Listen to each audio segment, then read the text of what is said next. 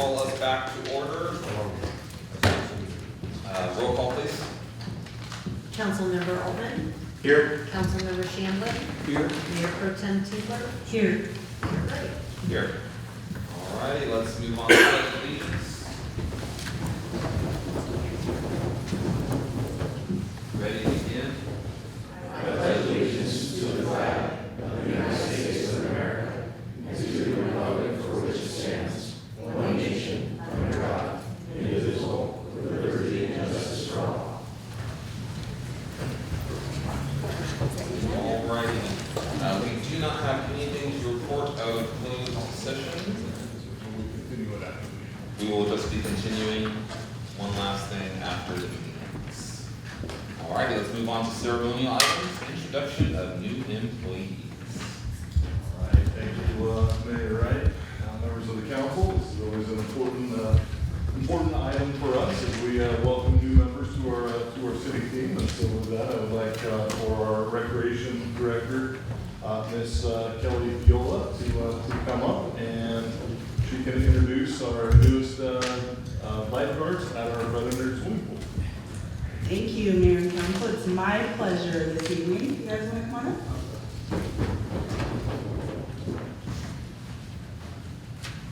To introduce our newest lifeguards, as I call them, lifesavers.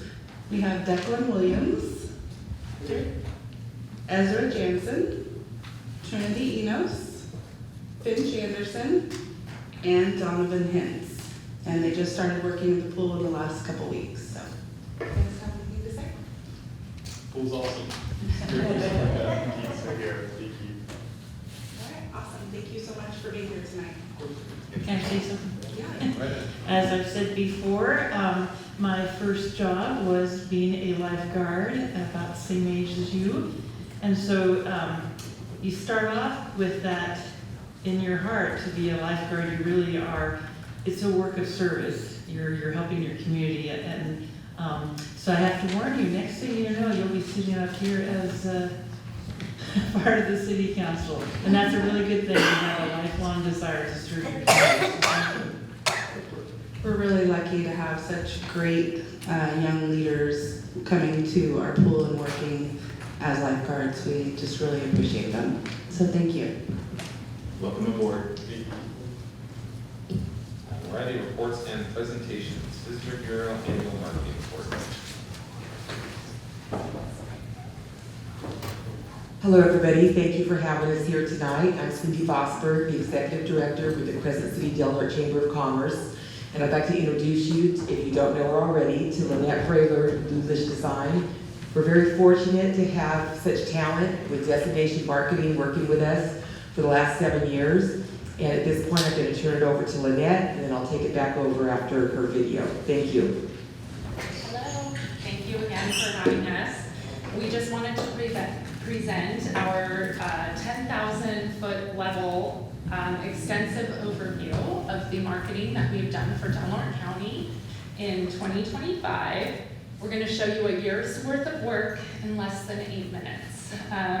We also provided a detailed 50-page report that goes into a little bit more detail, and we welcome any questions after the presentation. And then I will also kind of be narrating a little bit over the video just to offer a little more explanation.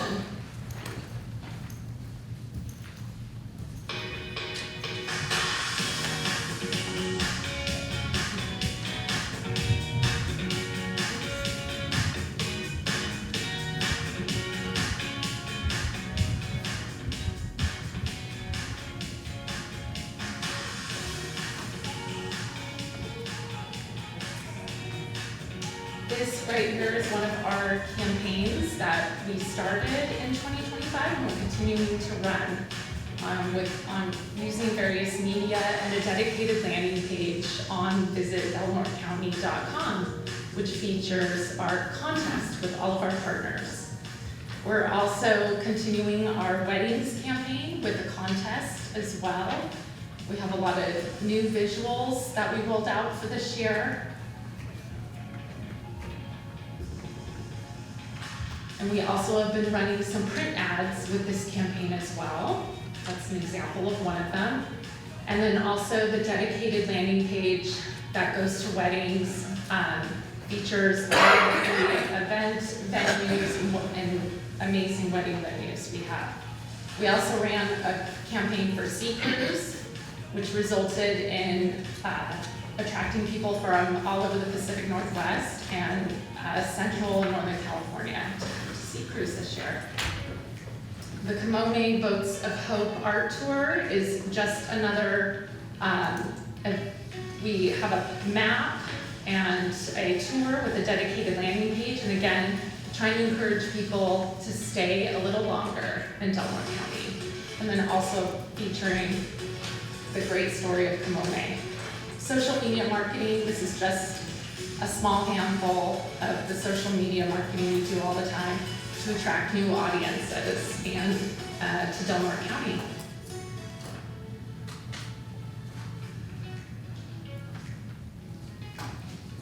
We also, the Delaware County Art Mural Trail Map that we created, we printed 5,000 copies and we need to reprint again.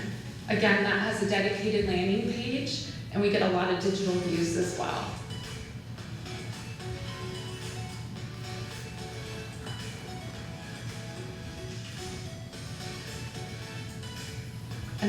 We don't do as much print as we do digital, but we definitely have been running our campaign ads in some really important publications, including this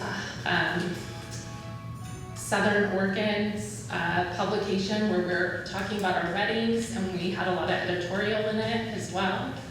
101 Things to Do, we're focusing on capturing people when they're here and on the Oregon coast and on the California coast. PR, we had over 167 articles in the last year with 5.6 billion unique visitors per month. A lot of amazing publications. The Tsunami Walking Tour was featured.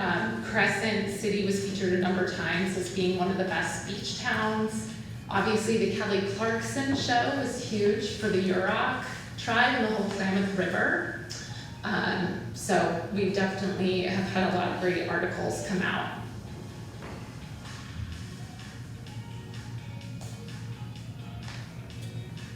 We pitched Yurok Redwood Canoe Tours for the Sunset Magazine Travel Awards, and we won. So it was amazing, and so they were featured all over their website. Also, we pitched People Magazine via Visit California and got mentioned for our movies and the Forest Moon Festival. We also pitched to be America's favorite small town, which the voting will end next week, which also included a lot of editorial, online, and video coverage. That's up there now. And we're hoping to win a 4th of July celebration. This was a writer that we hosted because we're working on cycling tourism here and bringing more cyclists. We also have a New York Times article coming out by the same writer. We also constantly pitch Visit California. These are some of the stories we pitched and they ran with stories on their website, including also editorial in their California Road Trips magazine. Also, more editorial on their website featuring the Sea Cruise, 4th of July, Salmon Festival. So a lot of our events. And then the new guide that just came out, they noted Sea Cruise in the events. And then of course, in the 2025 guide, we actually led the North Coast section with a beautiful photo of the Yurok Redwood Canoe Tours. And then our content creator partnerships, we work with a number of them that come to Delaware County. We set up lodging, all of their, introduce them to the outfitters. We get a lot of exposure to new audiences, especially younger audiences.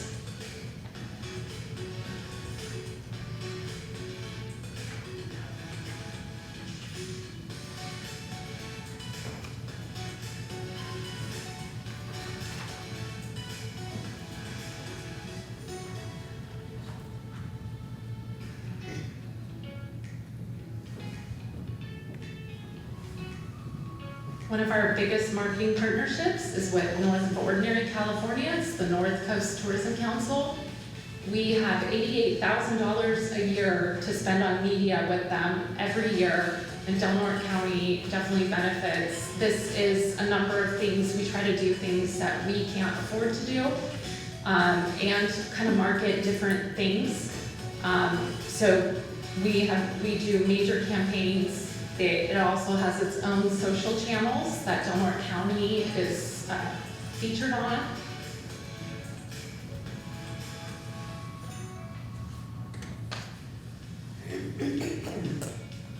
And then we also attend the Travel and Adventure Show in the Bay Area. This was last March of 2025. We will be going again this year in March of 2026. And again, press and media attend that show, as well as consumers, travel consumers. Also, Visit California, our partnerships. This is an example of exclusive partnerships that we have with them this year for capturing video and photo content for us that we now own. And then Visit California is also going to be showcasing this throughout the year. So as you can see, they focused on Crescent City, Jedediah Smith, and House of Jambalaya, Trees of Mystery, all of that.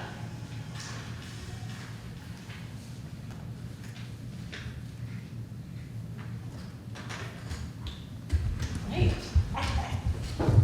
Slides for me? The slides? I saw one of them peek up early. There we are. Yeah. So this is a really fast-paced video, and you have details in front of you of all the slides that Lynette has put together. The bottom line is to show you the scope of work that we've done over the last year. We've done an amazing job of promoting Del Norte County to the world to bring the next new visitor here. And we're not the only ones who think this. The state of California and Dean Runnan agrees with us. So in 2024, Del Norte County was up 5% in direct travel spending. We outpaced the state of California, who came in at 3%. We outpaced our fellow North Coast counties, Shasta County, both Mendocino, Humboldt, Lake, Shasta, Siskiyou, and Curry County, Oregon. And I can't read them from here because I don't have my glasses, but you can see the stats right there. They range from a minus 2.2% to about 3%, and we came in at 5%. And again, that's from Dean Runnan, who does all of the reporting throughout the state of California and Oregon, at least that I know of. Next slide, please. Is it here? There we go. So we do this for Del Norte County and the city of Crescent City on a budget of $182,000 a year. When you look at what we have and what our competitors have, because we do compete with them for the travel dollars, right? So they range anywhere from 100, us at 182,000, all the way up to 4.3 million when you're talking about Shasta, Siskiyou, and Redding, and so everything in between. So we do this, and we do it with the talents of Lynette and the hard work of the team that works on it, and the input from our visitor bureau themselves, which Candace is a part of. And the next slide, please. It's interesting, when we look at what other counties are contributing to their marketing, to their direct spending to recruit that next new visitor. So they range anywhere from 15% going up and down the coast, all the way to 80% of investing the TOT dollars back into tourism. When we look at what does the tourists bring to Del Norte County, they're bringing us the lodging taxes, the TOT, they bring us the retail sales tax, and they bring us the tax off of the gasoline sales. And so that's what your investment each year that you give us of $80,000 to spend, you give us $80,000 and we invest it to bring that next new visitor. The one thing that we want to ask you, and we're not asking for an ask tonight, and I told Eric this last week, we're not asking you for more money tonight. We wanted to give you the report on what the last year has consisted of, but we want you to please imagine what we could do with more money. If we can do this with $182,000, the county gives us $92,000, what could we do with more money to bring more dollars into Del Norte County? We're your investment. We're part of your team. We're part of the staff that recruits and brings people in. And so what we're going to ask of you is, as you go into the budget season this year and you do your workshops, that you think about investing more with the Visitor Bureau and letting us work harder for you and as smart as we have been. Right now, you're getting in 1.9 million a year in TOT. That's not counting the gas tax or the sales tax. And what if you were to double that? What could we do for you? So, thank you. Any questions? Council, questions, comments? All right. Thank you. That's it, we're good? All right, we'll see you guys in a few months. Bye-bye. Alrighty, let's move into public comment period. Any member of the audience is invited to address the city council on any matter that is within the jurisdiction of the city of Crescent City. Comments of public interest or on matters appearing on the agenda are accepted. Note, however, that the council is not. CCP. Oh, just Sorry. kidding. No. I checked it off to her. I checked everything off as I'm going. Apologies. We planned Griffin. CCPD call for service presentation. Try to make it quick at least where you didn't. No, it's all good. It's all good. Like I said, I checked the box preemptively. It's my fault. Sorry.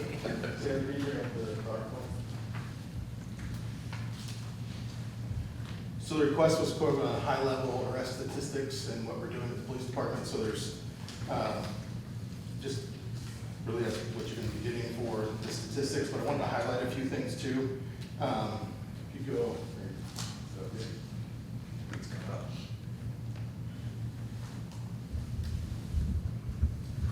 I guess we can start off with our staffing, just to keep in mind when you get these stats. We're currently allotted for myself, one position, 4 sergeants. We staff 1 per shift, 10 officers. Out of those officers, 2 of those are assigned to specialty positions, 1 school resource officer, 1 detective. And then we have 1.5 records positions currently. One of those is my assistant, or my executive assistant to the chief, Liz. And then the half position is what we're going to be coming back later on to try and switch that into a community service officer position to hopefully address some of the other issues going on. So I just keep in mind that we're talking about 15 people, well 14 really. I'm not on the road as much as I'd love to be, but that's what these stats are coming from. So, all right, I can control now. So overall, we average somewhere between 9,500 up to 12,000 or just over 12,000 calls for service per year. I couldn't get the accurate detail on that. Under Sheriff Perry and I spent some time on the phone together. We're trying to figure out RIMS and how to run the stats, and they just recently switched over to, within a few months, from their old system to the new one. So we took, from 8 months, we were just under like 8,000 calls for service, so we were trending towards what our normal average is, which is somewhere between reality 10,000 to 11,500 calls for service. What those calls for service are, they're not all criminal calls for service. That's why I put some of these in there. They're towed vehicles. You can see what we towed different vehicles for in there. Outside agency assists, those can range from just helping out on a call for service, if there's a domestic out in the county, or if we're sending our drug dogs out for assistance in that. You name it, we go out and help out, and we get that in return as well. A lot of great work from all the agencies. We had 28 traffic collisions that were non-injury. There was 25 that were injury. 19 death investigations or coroner cases. Those aren't homicides. Those are just regular, it can be old age, it can be something else going on, but we have to investigate those. The sheriff does take over the coroner case part of it, but we do a full death investigation on our own if it's in our jurisdiction. Safekeeping found property, somebody reports on the street, we go and take it and keep it for 90 days. Incident documentation is really anything that just doesn't rise to the level of a criminal matter. It could be civil matters that need to be documented. We get these all the time. Missing person cases, I truly want to highlight that. When I took over, we had, I think it was close to 50, if I'm right, 45 or 50 outstanding cases. We quickly worked together, myself and Detective Miller and a couple other officers. We got that down to, we have 4 cold cases that we weren't able to close. Currently, we have 7 total cases open. So last year alone, we had 39 missing person cases. Of that, there's 1 that's still open from last year. It was later in the year. So we definitely put a heavy emphasis on that. And we have a volunteer investigator guru that we have, Gloria Bobridge. She's kind of has a lot of cards in her pocket that she plays with canines and everything, but she does a great job with that. So, Warrant arrest, misdemeanor 65, 47 for felony. The reason I put this in there is I want you to understand also the time that goes into each of these calls. It's not simply you get a call for service, you respond, and 2 minutes later you're on to the next call. If you get a traffic accident, you're at least 30 minutes on scene if that's a good accident, basically. I don't know what a good accident is, but that's something that could go a little quicker. You know, maybe the vehicle's moved out of the street so you don't have to take the measurements and everything. That can range up to a couple hours on a traffic accident. Then you have interviews with people that take time, and then you have to come back and do the dreaded typing. It takes a lot more time. Make sure it's accurate and complete report. And that's if it's not even a criminal traffic collision. So if you have a death investigation case, that can take multiple days, multiple hours at a time. And also please keep in mind that you are not out of call rotation for most of these based on our current staffing. We do have 2 in the academy and 1 on FTO. So you're managing all these calls going back and forth. The more of the overall theme of the stories, I want you to know these ladies and gentlemen, a lot of them in the back room here, work very hard in this community. Some highlights for this, as far as the stats go, we had 466 felony arrests last year. There's a little bit of discrepancy between total cases and arrests. Some of our cases we don't make arrests, we send them to the district attorney for review first, then an arrest warrant will be made. That's in the case of somebody fled the area, we just can't locate them for an interview, or we just want them to look at it first. Or it may be the fact it's close to statute of limitations for the crime, or whatever happens in that case. That's why it's there. 1,045 misdemeanor arrests. I highlighted 106 shoplifting arrests that occupies a lot of our time. In that, you also have to take into account that a lot of our shoplifting, the shop owners don't want to prosecute, they don't want to spend the time to go to court, they just want their property back, and we do return a lot of property. But we also work very well, especially like businesses like Safeway and a couple others, to make sure that we have a quick response time and can get the person arrested. We have 27 misdemeanor domestic arrests, 16 felony domestic arrests. And then the next line, there's 22 arrests for 11,395 H&S. This is for your multiple time offender that's been convicted in the past for possession of narcotics.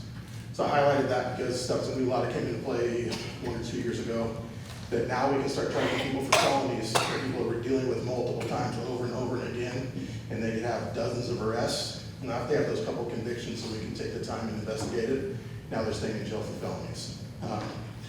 On the other side of it, that's also the 25 petty thefts for prior arrests. That's that same theory for petty thefts, where 11,395 is for narcotics, and then 666.1 is for the petty theft issues. We had 9 total CSAM, this child sexual assault material, related cases. Those are the arrests we made. We still have several open cases.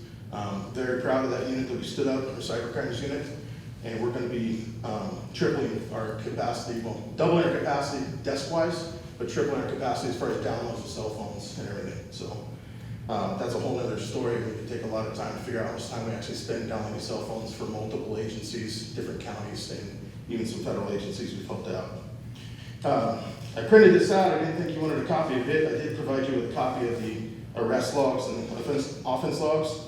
We had 4,745 field interviews. Those are contacts or calls that we have that don't arise to the level of a criminal case being taken, but they do need some type of documentation. So the officers have to go back in and log those cases and make sure, because when it becomes an issue down the road, at least we have some documentation. If it's a repeated, maybe it ends up being a stalking case later on in the year, we can show that we had 10 contacts with this person throughout the year. So that's what the field interview logs are for. There was also 155 citations issued total. We don't take everybody to jail. Sometimes it's a site release out in the field. So then this is just illustrating what that shows is the majority of what we deal with is misdemeanors compared to felonies. And what it is, about 85 to 15%. The next one shows our top ones: grand theft, money, labor, property. I apologize, Mr. Weir, I was not able to manipulate this to get the numbers in there. I tried several times and I just didn't get it. We have over 20 arrests for grand theft, money, 23 for possession of controlled substance with priors, 20 for violation of parole, felonies, and then the vandalism, defaced property was just right around the same way. Next one for the misdemeanor arrests, we're talking 145 possession for unlawful paraphernalia, typically misdemeanor meth pipe or your hypodermic needles. Shoplifting was 93 arrests, and then disorderly conduct 83. 82 for possession of controlled substance. That's going to be your methamphetamine, 11377 H&S. If you look on your list on there, difference between 11377 and 11350 would be the stimulant versus the opiate type issue. So that's the difference in those codes and what you can charge for it. Citation breakdown. I don't have the number. I didn't have the numbers for the full citations on those. If you want them, I can provide those later. But majority are infractions for the citation. That's going to be your traffic stops. And the biggest one we cited, they'll be on the next one. 4000A, which is under vehicle outside registration. So, in possession of paraphernalia, and then down the road for warrants, shoplifting, and driving without a license or expired license. With those, I also need to highlight as far as what we're doing with those, and I'll go back if there's any specific questions if you want more of it. I provided you with a full list, and anybody that wants it here, I can provide that as well. For the arrest by offense, and then I also provided the crime count, the offense codes, if you don't know the codes. I wouldn't expect you to know all those, of course. I just want you to take into consideration also as far as what is in the daily life of an officer and the standard that we have. I do fully expect to be able to add another gold badge up there for 2025. We met the standards. This is for Lexipol Connect. My officers have daily training bulletins that shows them their policy. First and foremost, they have to review and accept each policy as it comes out. Then they're tested on it daily. That takes a few minutes a day at least, but over time, what that also leads to is we had 2 complaints last year from citizens. One is still outstanding, we're investigating, one was exonerated. So that's a far cry from when I took over. I think we were in the 15s to 20 ranges per year on average. They know what they're going to be held accountable to, and they are held accountable to the policy. You can ask any one of them, and I'm very proud of the job they do to stay within the policy, the law, and ethics. That's also within that, we've been in post-compliance, and we'll stay in post-compliance for the remainder of my career at least, I can promise you, is for perishable skills and other training that we have to meet. We've met those every time, and we're typically one of the first agencies in the state to do so when the time comes, every 2 years. Most of our training is in-house for those specific ones, which we have instructors as well, and then we can turn around and send our officers out for enhanced training on other issues with a heavy focus on cyber crimes specifically. So, I also just want to say, we live here, we work here, our kids go to school here. I'm not going anywhere. Hopefully you guys keep me for another 8 years. And the dedication that they have to this community, I think is unmatched. For what we can provide and what our focus is. We truly want to help, and we're going to help make this a destination place for the West Coast. That's our goal, our plan, and how we can fit in with it. So, you wanted a high level? Anything you want me to go back on, or any questions you have about the department? Mr. Shamler, or anybody, let me know. No, I just wanted to highlight this because you guys are doing such a great job. I just thought everybody should know at the level of work that you guys are doing. I was just curious, what's the unlawful paraphernalia? What is that? 11364, the Health and Safety Code covers anything where you can ingest and inject or anything, and use that to ingest or inject controlled substance into your person. So that's going to be a hypodermic needle or meth pipe, heroin pipe, something like that, Gotcha. or foils. So I forgot to highlight one of them, just to show the depth of what we do and what we do care about this community, besides the towed vehicles and everything. I know that's a huge frustration for people. We have to stay within the boundaries of that. But one of the things we do is we have 10 arrests for shopping carts. I would challenge anybody to go through the state and see how many people are arrested for that. But what you do, what you gotta understand is by the time we get to arrest somebody, we don't just arrest them the first time. It's about the 4th or 5th time we're saying, please, come on, why are you doing this? You know, so, but those are $600 to $800 shopping carts. I think they're up to $800 now, that the businesses have to pay for, and it comes out of there. So we return those to the businesses. We could keep them in charge later on by ordinance. I don't feel right doing that. We have the ability with the trucks we have to take them back, so that's what we do, and help the businesses out. But that's just one aspect of what these men and women do for this community. It's not extra, it is their job. But if you compare it to what some other agencies are doing, response times, I can't give you an accurate response time. I just know I listen to the radio probably more than anybody in this area in here. It's on 24 hours a day in my house, on my chest, or in my office, and I know the response times. They're quick, and depending, especially if it's in dangerous call for service in progress, they're gonna get there, and 2 minutes is a long time for us to get there. It's typically way faster than that. We had a 30-second response time to Crescent City. We had 4 officers on scene. For the last time we had a threat with a gun, it ended up not being that. So that's just what you have. So. Yeah, I think my personal experience, I called, and yeah, somebody's there within just a couple of minutes at most. Council, any other questions or comments? Just a big thank you. Thank you.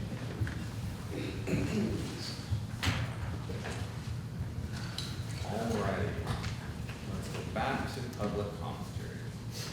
Any member of the audience is invited to address the city council on any matter that is within the jurisdiction of the city of Crescent City. Comments of public interest or on matters appearing on the agenda are accepted. Note, however, that the council is not able to undertake extended discussion or act on non-agendized items. Such items can be referred to staff or appropriate action, which may include placement on a future agenda. All comments shall be directed toward the entire council. Any comments that are not at the podium are out of order and will not be part of the public record. After receiving recognition from the mayor, please state your name and city or county residency for the record. Public comment is limited to 3 minutes, and the public is additionally allotted 3 minutes each in which to speak on any item on the agenda prior to any action being taken by the council. Do we have any public comments?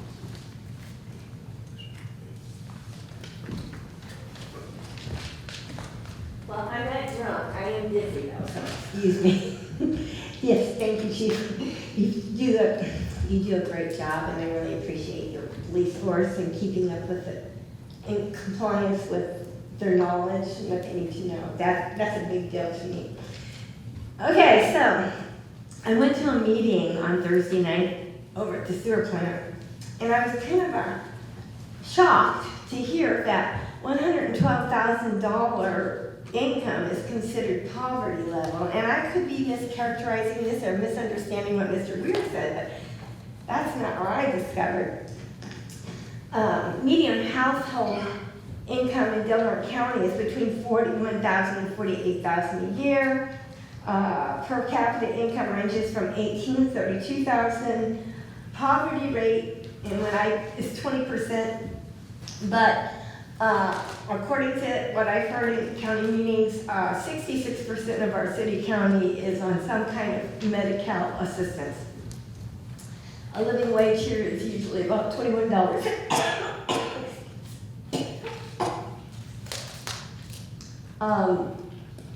Median home values are $277,000 to $410,000. And median rent is $1,600. Now, if you're making $21, $22 an hour, there's just no way that you can survive here on those kind of wages. Why am I bringing this up? Because I don't know why you would say $112,000 is considered poverty level, because then everybody in the whole damn county just about would be able to get food stamps and whatnot else. And me, I would be destitute, but I am far from destitute, okay? So, and with these new apartments, especially those ones over that are the high-rise, now the gentleman that's the project manager on that told me himself that they were for low-income, elderly, and then they were going to have higher income. And I asked him if they were tax exempt, and he told me they were. So I don't understand how they can be tax exempt, or why the city would even entertain that. And secondly, he said that people that live there are going to get free dental. If you can imagine. I don't know how, lower the rent for Christ's sakes if you're going to give out free dental. And lastly, I'd like to mention, if the secret requests that are being submitted by the public aren't getting fulfilled, I've directed people to start sending them to me, and I will ask for the documents, because if they're not getting fulfilled, I will do a writ. I'm not an attorney, but I can, if I submit a CPRA, I can file the writ. So something needs to be looked at about that. Thank you. Thank you for your public comments.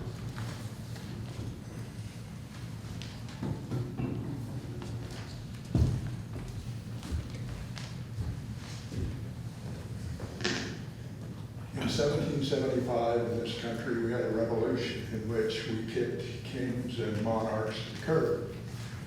I never expected to encounter such in this country at this date.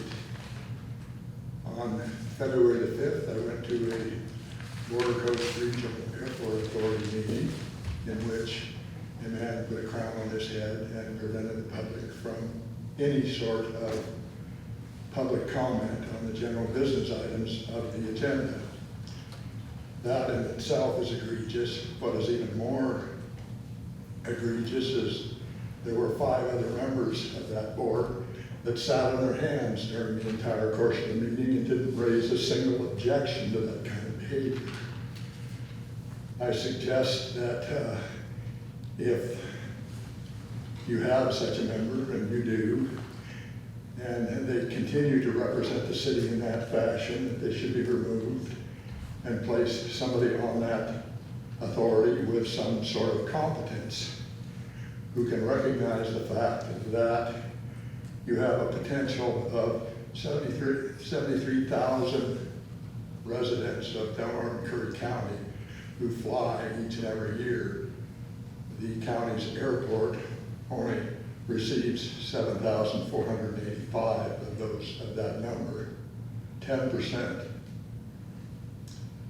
If you don't recognize that as a problem for the airport and the possibility that at some point that airport is going to require money that it doesn't currently have to continue its operations out there, and the people that will be asked for that kind of meeting are the city of Crescent City, the county of Del Norte, the city of Brookings, the county of Curry, and the 2 tribes that are members of that board.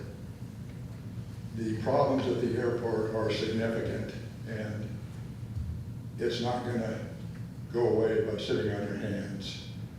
The fact that it doesn't have sufficient income to support its current daily operations in any meaningful fashion, the fact that it's got some significant outlays coming up in the future for infrastructure repair that will no doubt be a continuing problem for the airport, are just a few of the problems that someone who has some reasonable confidence to be able to recognize those problems and bring that in a report back to this board is essential.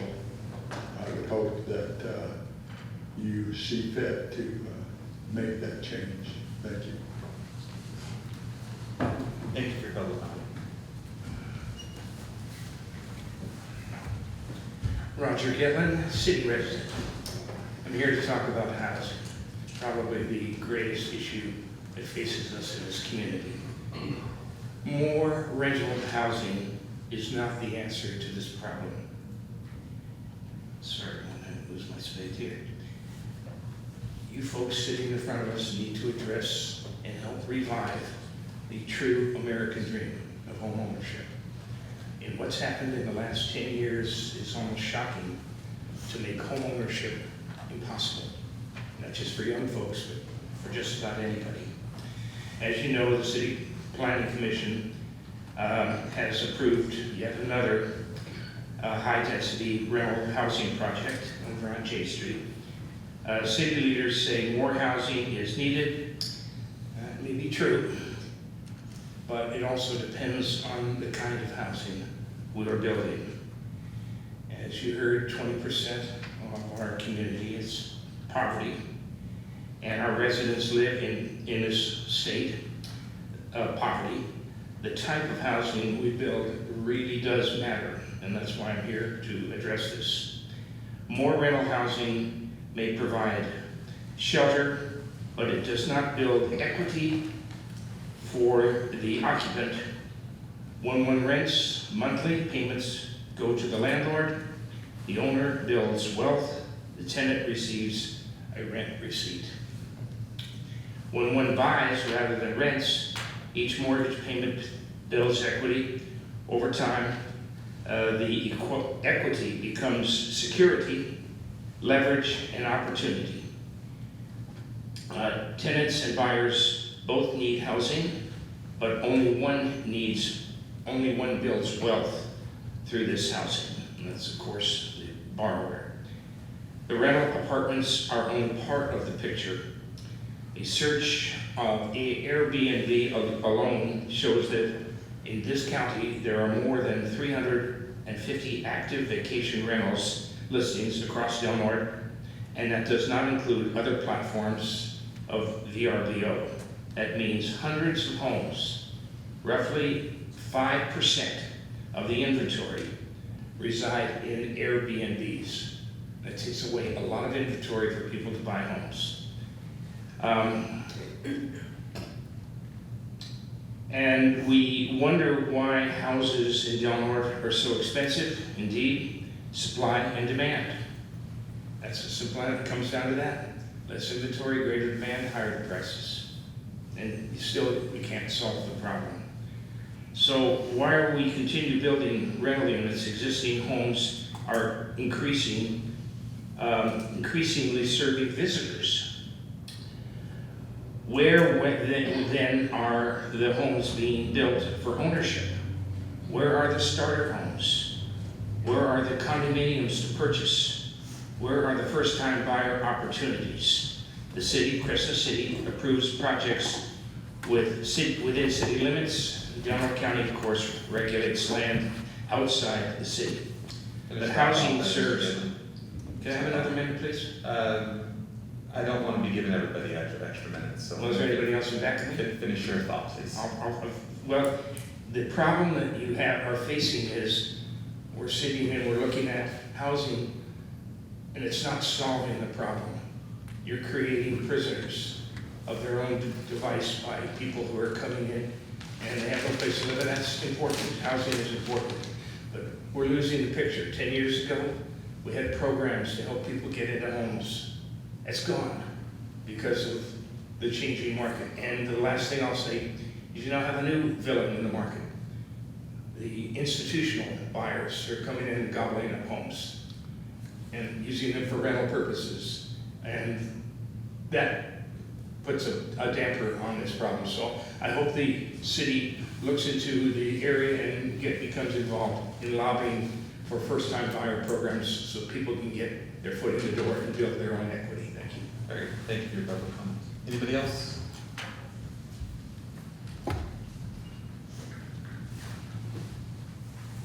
All right. There's nobody else? Yeah, come on up.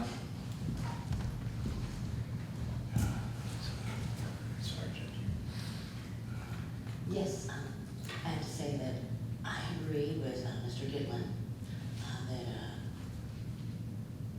it's been historical that when he was saying making slaves, I could actually, it hit me hard because historically,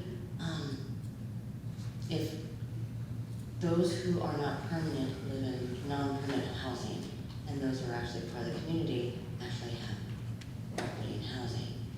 Otherwise, you're considered a slave historically. And I can relate to that, you know. Once we start giving up our property, which is this very small community, up to large city value people, then that's what this place will turn into. And that's what the distrust in this community is about having our cultural values be stomped on, because this isn't just a very young community. Those who came here and built it with the natives, they had a purpose, and they wanted to push that purpose for everyone else too. And we're losing that purpose. As we lose our purpose, we just make slaves of each other. For the homeless, they need a purpose, not just a handout. Giving them a purpose rather than just a handout would be more appropriate. As you say, teaching them to fish rather than giving them fish. There should be programs which helps with having them be part of the community, building the community, as in food sustainability. That'd be one way to utilize the homeless or those of that category nature. Because there are still good people within that community that deserve more, that deserve a purpose, maybe have less of a reason to drown themselves in drugs. If they have a purpose. And so allowing the properties to be outsourced, and we won't ever get them back in this community. They're gonna be outsourced. So having big city values here is not something that the community wants. And that's been the distress from everybody over here at the big changes. They don't like the changes because we don't want to be a big city. We don't want to be San Francisco. We want to be Crescent City. So I agree that there should be some areas of looking at for preserving our culture in this community, just like we do for the natives. We should do for those who started this community and think about that. It's about them. How we were building this place with the natives and keep it free. What was your name and your county residency? Oh, my name is Margaret Sargent. I'm District 4. Very good, thank you.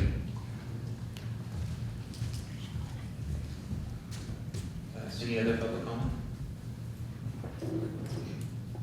All right, I'll go ahead and close public comment. I just wanted to ask one question of city staff real quick, because I remember this number too, and remembering to myself, $112,000. That is, it's not low income, right? It's like, it's moderate low income or something like that. Is that a correct statement? Yes, and actually we can get into it a little bit more when it comes to the item for the PLHA and the PIP funding. Very good. Talk a little bit more on that and AMI and kind of how it all translates into rents. Perfect, that works. Thank you very much, sir. All right, I'll move on to consent calendar. Yeah, no, more for the public than me. I sat through so many meetings. Consent calendar, item number 1 is warrants claims list for January 24th through February 6th, 2026. Council minutes for our February 2nd meeting, payroll report for period ending February 7th, 2026, and paid February 13th, 2026. Item number 4, Pelican Bay State Prison Citizens Advisory Commission appointment.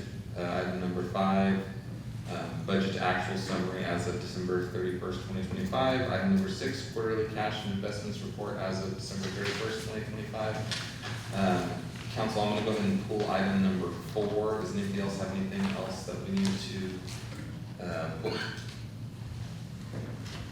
All right, then I'll take a motion for items 1, 2, 3, 5, 6. So moved.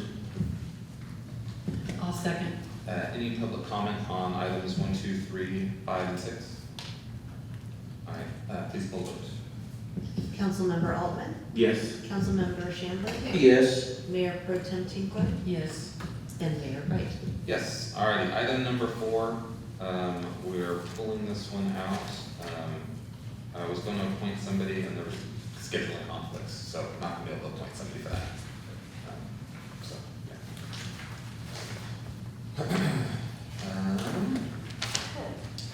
So we have no public hearings. We'll move on to continuing business. Item number 7, amendment number 1 to PHLA HIP agreement and project registration. All right, thank you, Mayor and members of the council. So certainly housing has been more of a topic recently for our community, and we do have a lot of housing units coming into our community. But it's not the first time this discussion has been had. Actually, if you look at a lot of our economic development documents going back years, number one thing they point to is the lack of housing is what is keeping us back. You also have heard about it from our housing director, Megan Miller, as well, talking about housing stock and the fact that our housing stock has actually kept us from being able to implement all of our vouchers and in the Section 8 vouchers for the housing authority, and we'd be able to utilize those simply because we didn't have the housing stock. Mr. Pastor, can you bring up that presentation on the PIP and the PLHA funds, the Redwood downtown?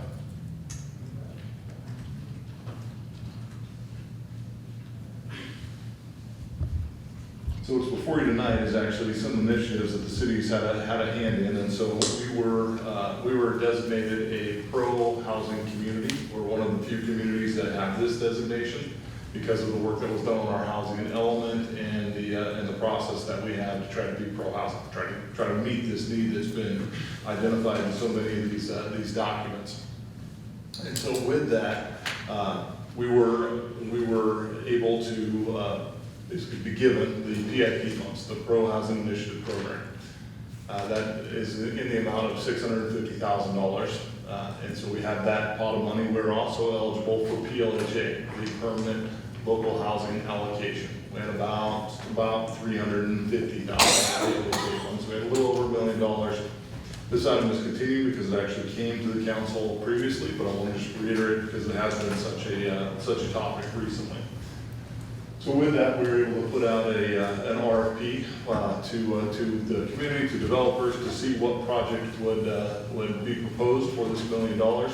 We received, there was 4 projects at the time. And this Redwood Downtown was selected as the project that would have the most impact and most benefit to our community. And it is back before you tonight because it has changed slightly, and so we'll just kind of run through exactly what this project is. We do have Mike Barr with Community Solution Systems with us tonight, and he's on Zoom, so you can talk a little bit about it as well.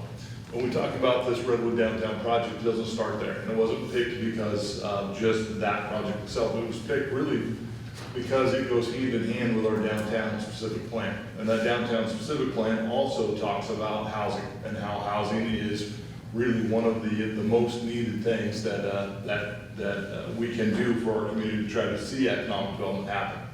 In our downtown plan, it identifies this downtown area. You can see the heart there at 3rd and 8th Street. And it goes into the details on what we need to have this turn into this thriving downtown, revitalize our downtown, which I think is all of our goals.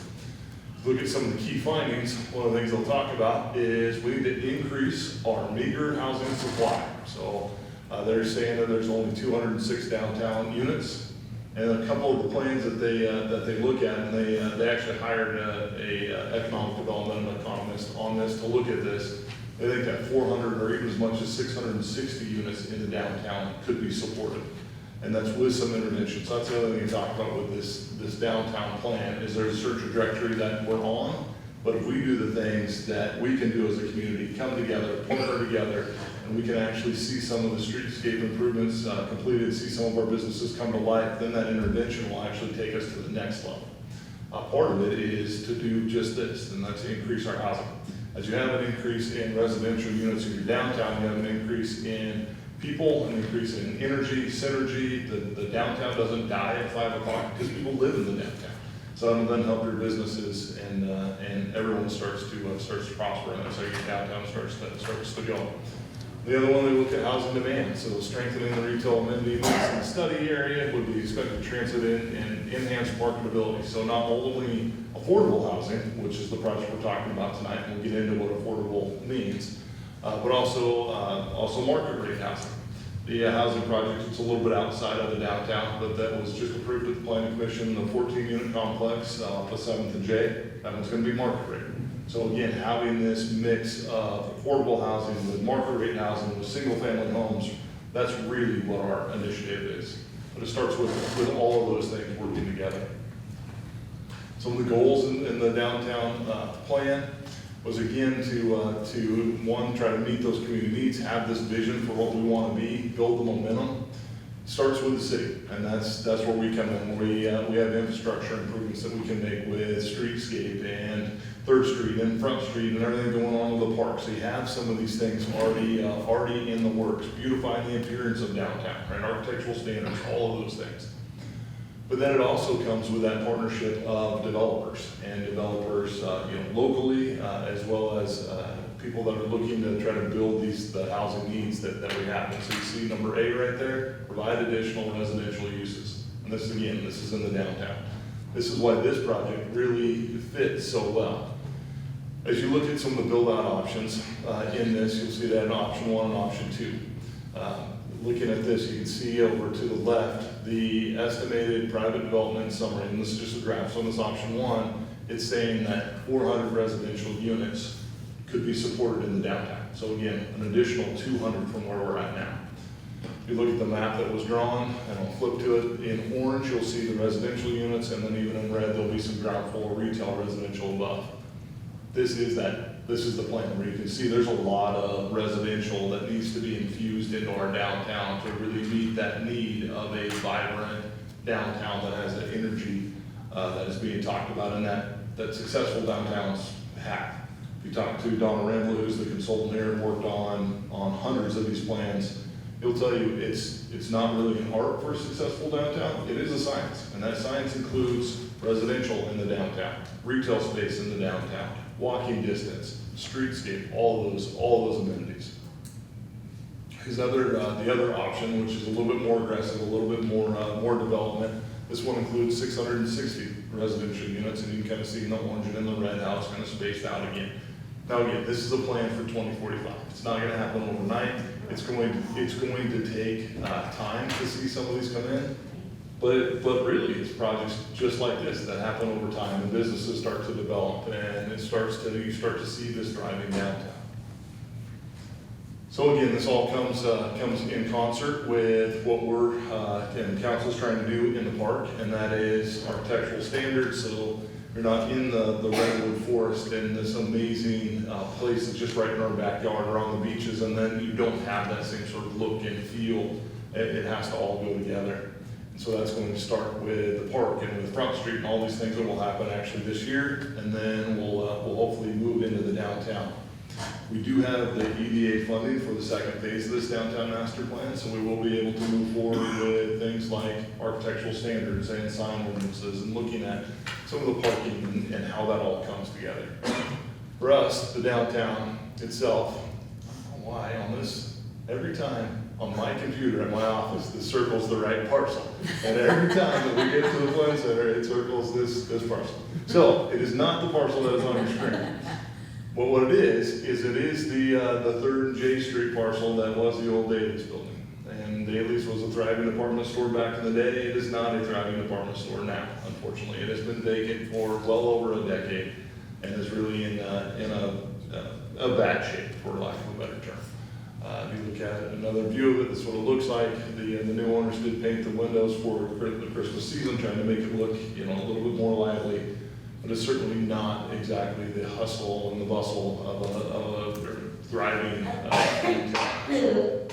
What this could look like, though, is this could look like this. And so this is the Redwood downtown. Now, we have been working with Mr. Barr and his team on this to try to make sure that it does meet some of the science approach to a thriving downtown. And so you can see that we would not lose our retail on the bottom floor. So 3rd J would have storefront retail, and then you would have residential units above with the architectural features of redwoods and some of those architectural themes. So it looks like it fits in a coastal community.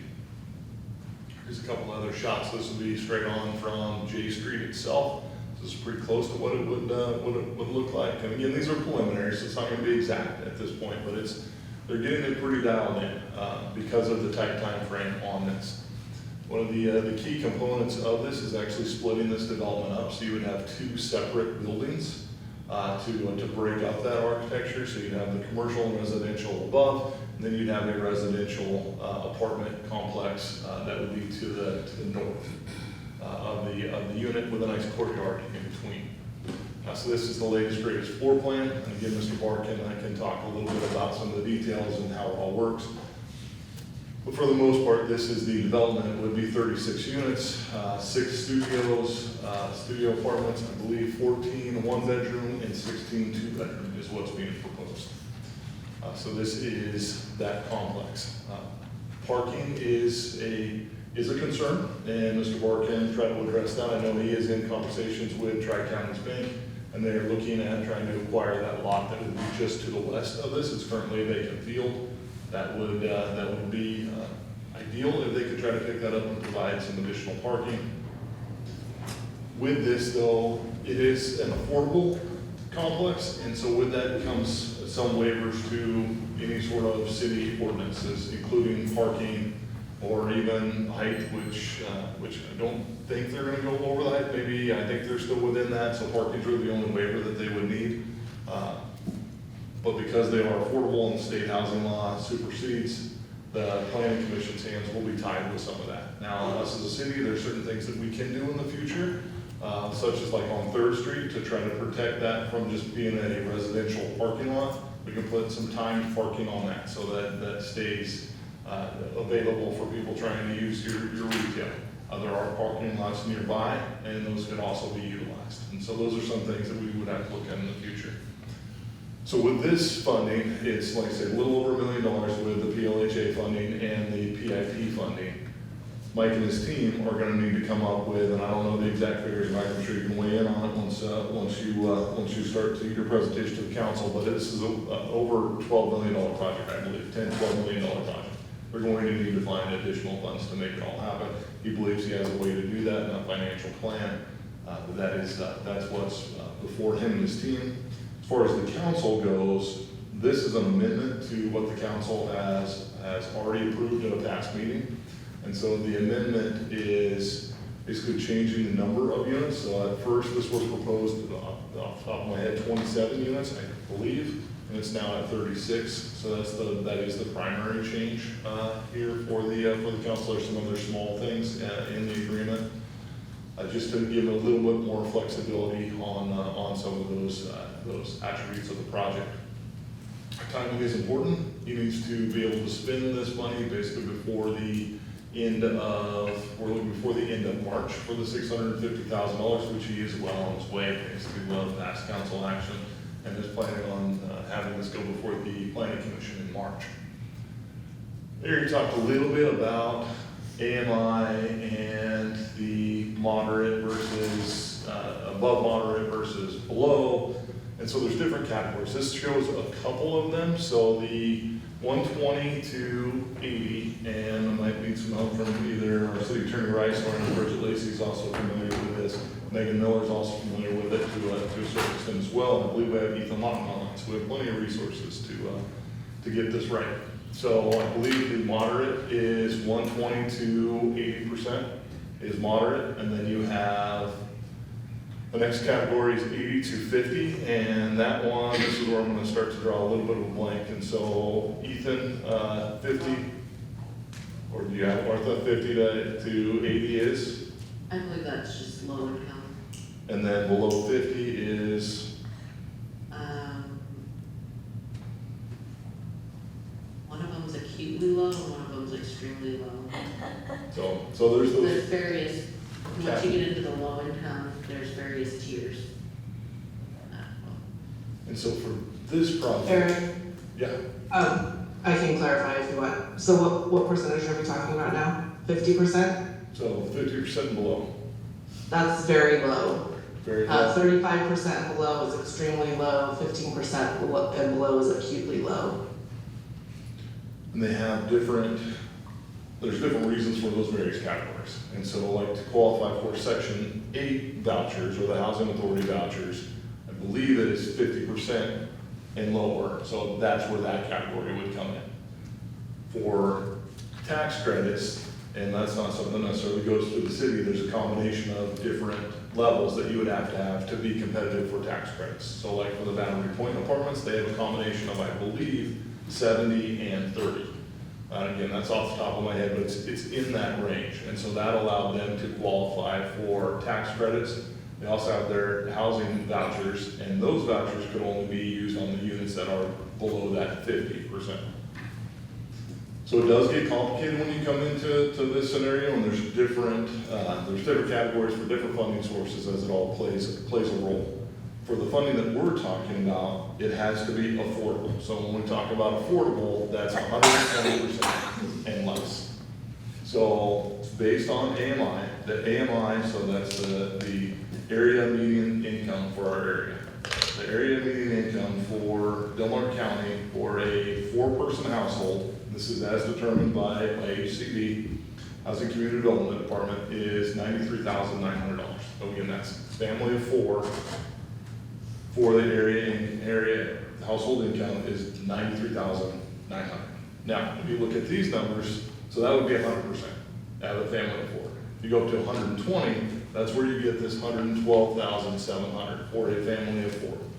So in this development, and Mr. Barr can get into it a little bit, there will be units available for 120 unit or 120%, I believe. So that would be that 112,700. So if you're a family of four and have that as your income, which if you're a single income, that's gonna be, a lot of your city employees and police officers and starting teachers and some of those, right, are gonna be able to qualify for that.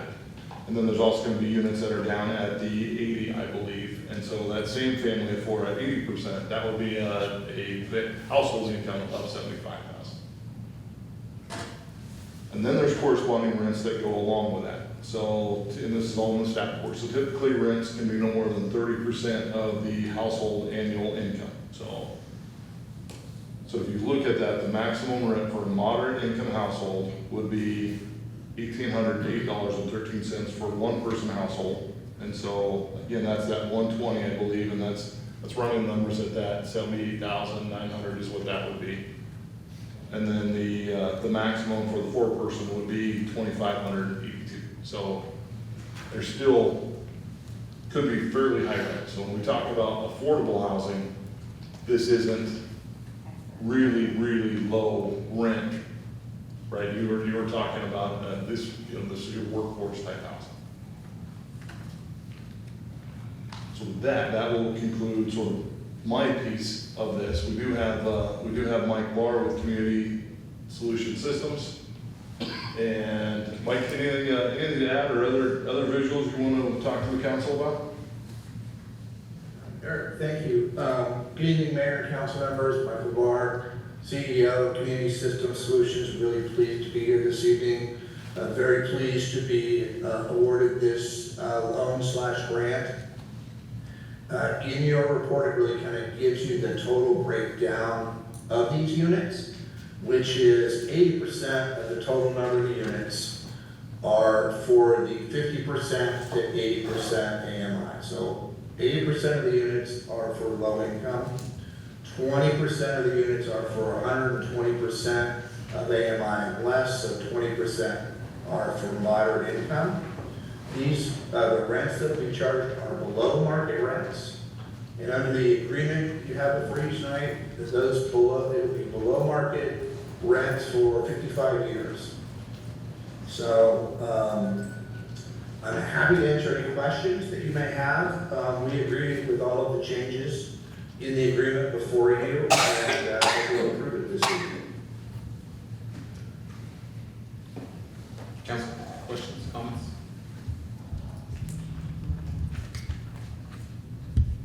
All right.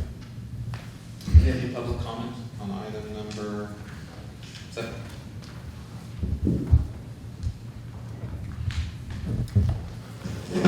Oh, sorry. The same time. I don't even want to touch it. Okay, so what I heard was $1,800 a month is for low income. Is that what I heard? Did you hear that? $1,800 a month for one person? That's considered low income? Have you bumped your head?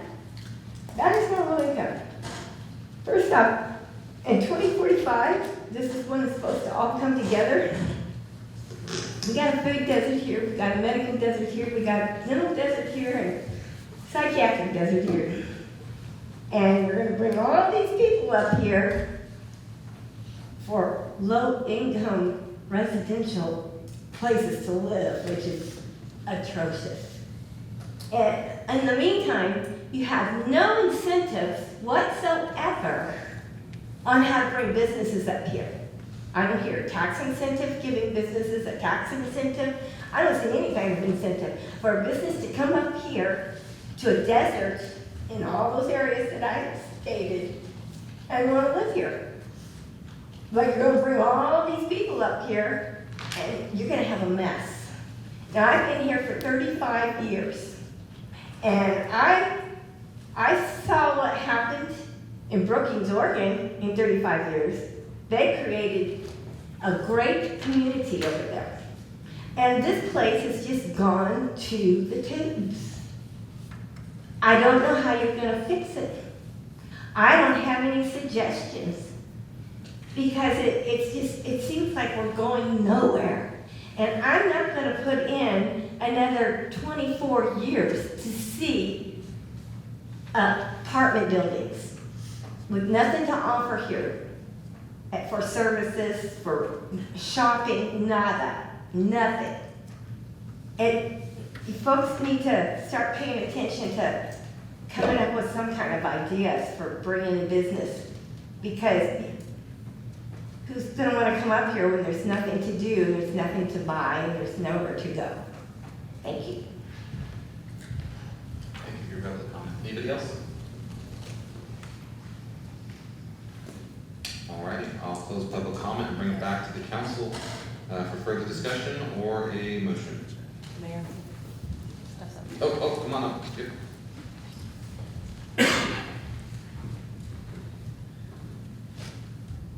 And Margaret, if you could make sure to speak directly into the mic so we can hear you.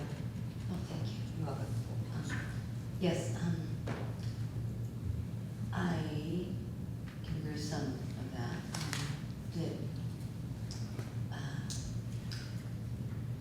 Yes, I think it should be more supports for the community, bringing more businesses here.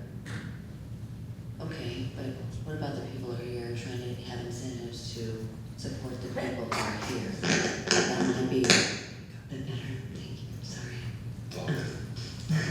I'm sorry. So maybe having more incentives for those who are here already. Finding answers for affordable housing that is for those who are in very poverty. We have a lot of community members here that are in poverty, not low income. And part of what I think might help is those who have private properties to extend that out to those who want to do a very low income type of living, whether it be an in-kind type of income living or an in-kind and cost for those who have private properties to be allowed to start helping the community house people in different ways. Apartment complexes are to some point great, but it comes to a point where it doesn't become affordable for many of those who are already here.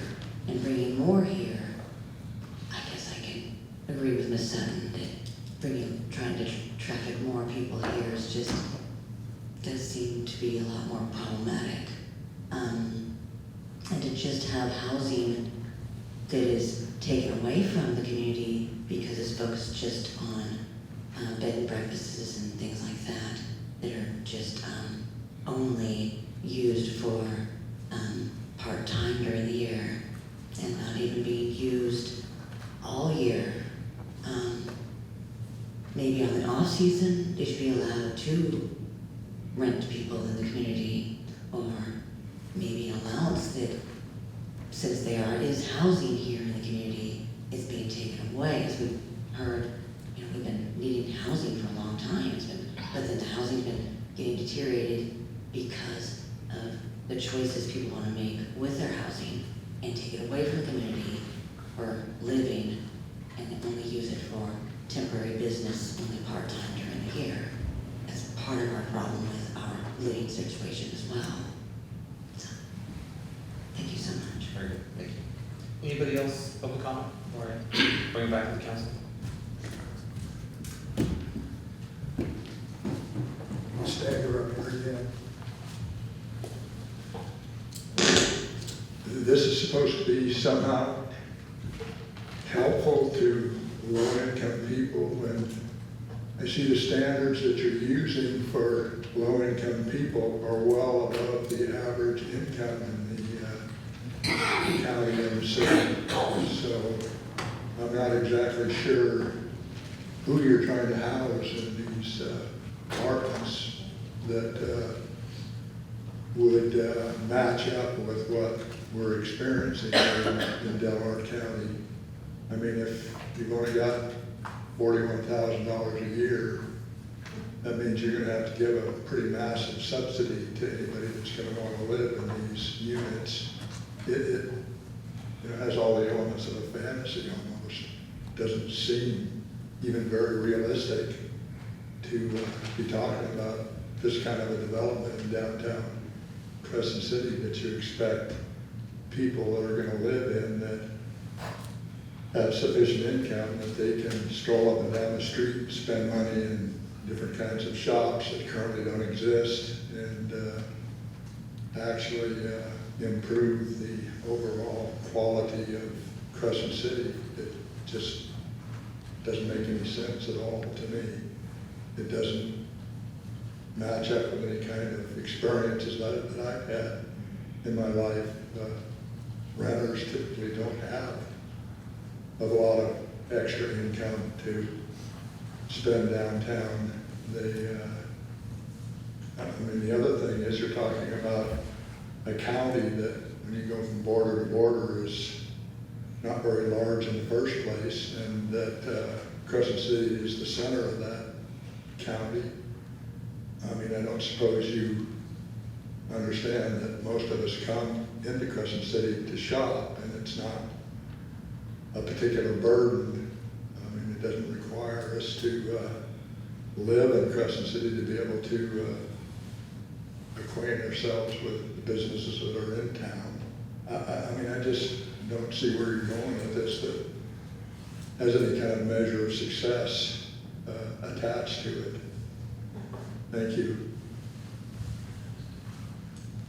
Anybody else public comment? All right, I'll go ahead and close public comment and bring it back to the council for more discussion or a motion.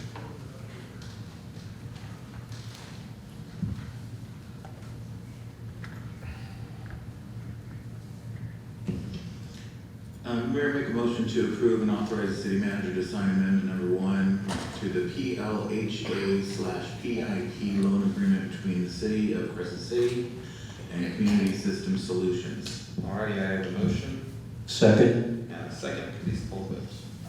Councilmember Altman? Yes. Councilmember Shamblin? Yes. Mayor Pro Tem Tiegler? Yes. Mayor Wright? Yes. All righty, item number 8, signs regulation update to Community Code Chapter 17.39. All right, thank you, Mayor, and members of the council. So in regard to the city and our look, feel, the experience coming in, so we talked a little bit about this last time signs was before the council. Just as a reminder, we do have a quick little map that we'll bring up. I'll turn it over to City Attorney Rice. She can go through council direction and what's included in our ordinance that is before the council to consider introducing tonight. And we have an updated little map that kind of shows some of the distances. So I'm looking at the overall zoning. We are only talking about the C2 zone. And the C2 zone is in the orange along sort of the highway corridor. So that's something definitely to keep in mind when we talk about signage. So other areas in the downtown area, the brown there, which is the CW, or the yellow, which we're looking at, which I believe is C1 off the top of my head. That is not what we're talking about. It's only the orange for tonight and in regard to this particular ordinance. Signage in the downtown, signage in C1, signage even in this area as we start to dive in again to the second phase of the downtown should be looked at again just to confirm it is exactly what we're looking for. Okay, so there's a Google Earth map of it overlaid with the C2 zone. And so this is the map we looked at last time for this zoning. A couple of things that we talked about or that are of significance tonight is digital signage and off-site advertising. With that, I will turn it over to Ms. Rice and you can go over the direction that was given.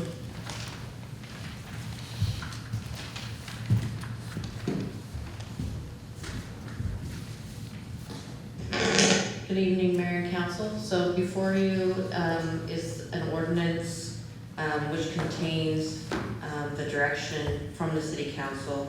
We've had several meetings to consider the Planning Commission's recommendations. The last direction that was received and what is contained in this ordinance is to include the planning commission's recommendations with the following changes. That is to limit digital signs to one every 1,750 linear feet along the streets and highways within the C2, to allow off-site advertising in the C2, and to limit digital signs to 32 square feet. Let's see.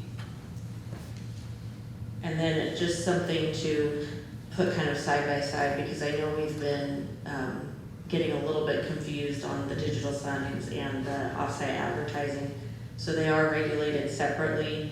As far as zoning, they're both allowed in the C2 only. The size limitation is 32 square feet for a digital sign and 100 square feet for off-site advertising.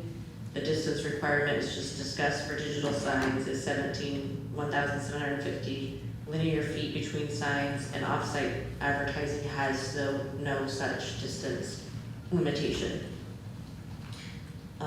So all of those recommendations, except for from the Planning Commission, and modified by council's direction, is what is contained in ordinance 861 that's before you this evening for introduction. I have one question for you. You use the word linear feet. Does that matter when we're talking about streets L and M as far as? Yes, so those would be considered different streets, Okay. Because they are L and M. Okay, very good. All right, thank you, Attorney Grice. So with that, then looking at this map, we talked about, similar to what you were just talking about, Mayor, saying L, which is 101, so L is 101 southbound. You have M, which is 101 northbound. And then we have the sort of middle section of the 101 between 9th Street and North Crest. You have another portion of the highway that is North Crest to the north as you continue on 101. And then you have North Crest itself and Washington Boulevard, all with their own distances. When we talk about digital signs, there is those are the distances, so 2,400 feet, 1,900 feet on that couple at 1,850, I believe. North Crest is 3,500 and Washington is roughly about 1,000 feet. So when we talk lineal feet, those are the lineal footages that we're talking about, but the blue and the green L and M are separate. You have the fairgrounds digital sign that's in state territory, state jurisdiction, does not really count in this discussion. We have the sign that brought this ordinance to the council itself, which is on Tsunami Lanes currently, and this is a sign that is 32 square feet, so I believe it is 4 by 8, so it would fit within this ordinance. It's located there at basically the intersection of 8th and L Street. We talked about 1,700 feet, so there's another one that came up. I didn't think it was that graphic popped up, but there's the other little star over here. That one is could be, I would say, kind of a proposed sign. We heard from Dr. Standring, who owns a dentist office there, and so it could be another one in the future. So just when we're thinking about some of these things, they are becoming more and more affordable, so we could see more of them coming down the line. If you look at 1,700 feet, that's what that oval would represent. So for the one that would be on the bowling alley, it would encompass most of what is on L Street coming down. There would still be an area right near Front Street, although that one would be very close to traffic signals. So that might get some pushback from Caltrans. L Street itself, so M Street heading 101 northbound would be not covered by this. You would have the whole northern section of the highway, as well as currently right now, North Crest and Washington would also not have it. If Dr. Standard did build his, then you would have those oval coverage. That represents again 1,700 million feet. So again, just a visual for the council for what's before you as far as the digital signs go. Off-site signage could be placed on a digital sign, or this also allows off-site signage just in general. So that is another major change from our current sign ordinance. Currently, they're not allowed. If you did introduce this and eventually adopt this, this would allow off-site signage to go on basically any lot, and it could be up to 100 square feet or 10 by 10 within this boundary. There is also an upper limit of 200 feet. So if you have a business and you have our existing signage of, say, 120 square feet on your existing signage, and, you know, that would be allowed based upon frontage, yeah, then you could add off-site advertising up to 80 feet for a total of 200, so at least my understanding. You could, if you didn't have that signage, say you have a vacant lot with no signage, you could have two 10 by 10 off-site advertising signs, permanently, not digital, with those feet on. So that's how the ordinance is written, and City Attorney Rice, please chime in if I mischaracterized anything or do you have any thoughts on it, but I believe that's what's before the council. The other thing to think about, and this came up recently, and so I don't know if we have a full answer, but sandwich boards and using those for off-site signage. And so currently, if you drive around town recently, there's been a couple that have been placed. They're not currently allowed, and so we're talking to those people. However, if you adopt something like this, especially if they place it on their property, so a lot of these are on the public right of way, you need an approach permit for it if they were allowed, like I said, they're not. If they place it on your private property, that could also be something that I guess would be allowed or something for the council to consider if you didn't want it to just be part of this overall off-site advertising signage. Alrighty, council? Questions, comments? Well, one of my comments is that we are spending taxpayer money to hire experts. None of us on the council, as far as I know, are experts in urban planning and design or architects. But we have hired people who are. That's the Crandall and Roomba. And we had a presentation by them at where he very clearly gave us advice of what has been successful in towns throughout the United States that he and his company have worked on, where they have actually been gone to being more restrictive about their signage, and more specific about what is the look they're going for a specific community. And since we're not the experts and we hired experts, I really would highly recommend that we listen to what we are paying for, we listen to their advice. Especially you've seen how they have been so successful throughout the United States. To me, passing this regulation as it stays is contrary. It's contrary to our future plans that we have that we're very excited about for our downtown area and our beachfront area. It's contrary to the advice of our experts, and it's contrary to successful communities throughout California and throughout the United States that are actually moving in a completely different direction. They are actually becoming more specific about what is or is not allowed as far as signs. I also would agree that we absolutely, well, first of all, I would like to consider that we don't allow off-site advertising at all, and that I don't see any purpose for that, and I have a great concern that there are companies that will take advantage of that, particularly those that are probably not locally owned businesses. But I would, at the very least, wish that we would make sure that no sandwich boards are allowed to use for off-site advertising. All right, just to muddy the water. Originally, when we were discussing this, we were talking about off-site advertising, I guess I made the assumption that this was off-site advertising on the digital boards. It wasn't until I read the actual thing that I saw that we were having off-site as a separate issue, and I'm really not in favor of that.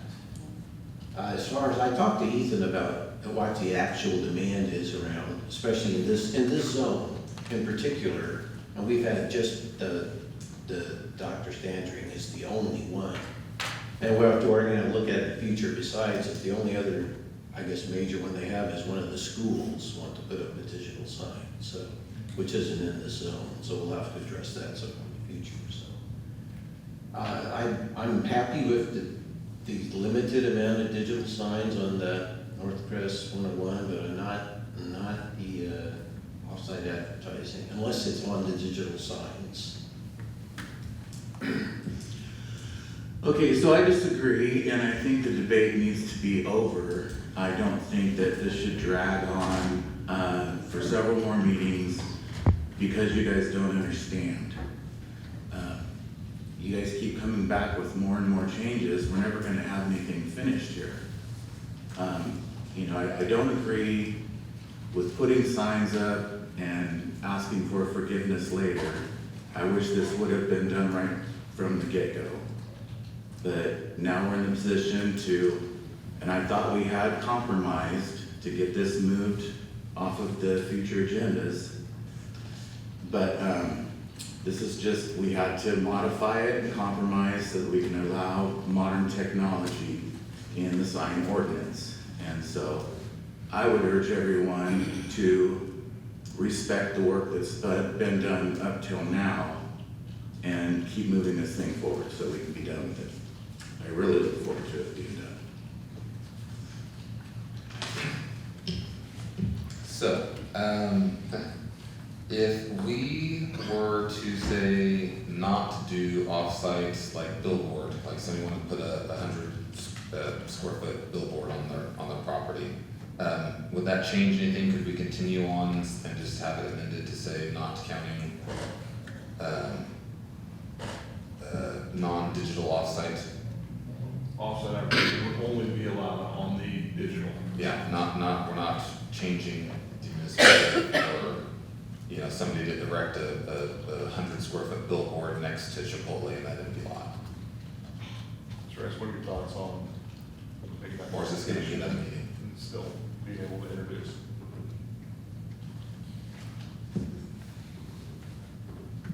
So you want to introduce this evening, but with an amendment to restrict off-site advertising to digital signs It's only? essentially just talking about digital.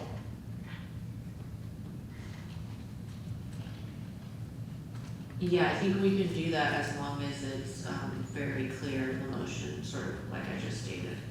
Okay.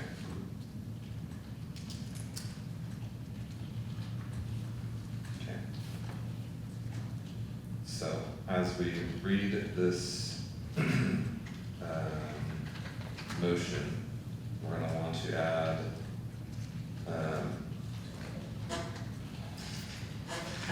So you read the introductory language and then would state with the amendment that off-site advertising be restricted to digital signs only. Yes. that off-site We advertising. didn't allow off-site on the digital. Or is it allowed? Okay, never. Okay. So, I will make a motion that we waive full reading, read by title only, introduce ordinance number 861, an ordinance of the City Council of the City of Crescent City, amending chapter 17.39 signs of title 17 zoning of the Crescent City Municipal Code with the amendment that off-site advertisement is digital only. Second. Okay, do we have any public comment on signs?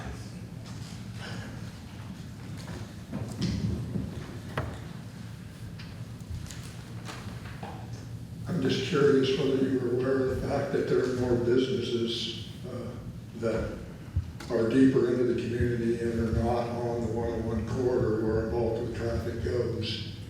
And you would disallow them to advertise on the 101 corridor because of what reason? I mean, I don't understand what you're trying to accomplish here, then provide another instance where you're anti-business for the community that doesn't exist on the 101 corridor. It seems like it's almost a conflict there, a significant conflict where a business that's 200 feet into Crescent City off the C2 corridor can't broaden their appeal to people that are driving through Crescent City. Also, drag people off the 101 corridor into Crescent City proper to patronize their businesses. I mean, I'm failing to understand how you can be pro-business when you do things like this.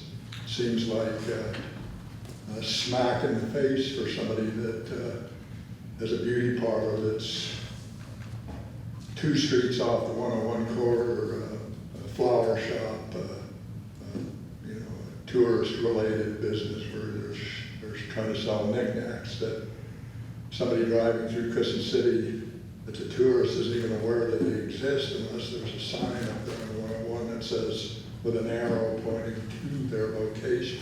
I mean, I just fail to understand what the advantage is to disallow this fixed off-site. I mean, granted, it has to be appropriate in appearance, but I'm not following your notion that you're trying to build up business and develop economically in the downtown area of Crescent City when you don't, you know, put obvious things in place for tourists that are just driving through town and they stop. Oh, there's a yarn shop in downtown Crescent City that I wouldn't even have been aware of unless there was a sign along 101. I mean, I just don't understand the thinking here.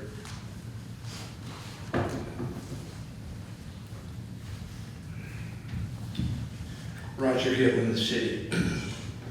You know, one of your members is missing tonight. He was very articulate in his position, and I was very much admiring a Mayor Wright's ability to bring everybody together. And it was really kind of I'll say a solar eclipse. I was admiring it. And now I see it's all going up in smoke. Now, can you table this matter until the key member who spoke articulately on this, Councilman Greeno, is back? Well, you're making the decision with all new things coming in now. Maybe I can slip this in now. There was nothing the matter with the compromises you made. As a matter of fact, it was great. Now, that's kind of, well, let's change this off-site. And why are we discussing this again? I'm confused. I would do whatever I could do to help our local businesses. And they came here and they told you what they wanted. There were quite a few people here, I think, the last meeting we discussed a month ago. And now, well, I don't like this and I don't like advertising. And what are you saying to our businesses here in this community? You really don't matter. That's very dangerous. So I hope you'll, if you can, have a table this until Mr. Greeno, Councilor Greeno comes back and gives the full board, the full 5-member board, its full voice, rather than some of these, can I say, groundhog pop-ups of we want to change this and we want to change that when all your members are not there. So can you consider that, Mayor Wright? Tabling this until Mr. Greeno comes back in the next meeting, March 2nd? Is that possible? Thank you. Anybody else?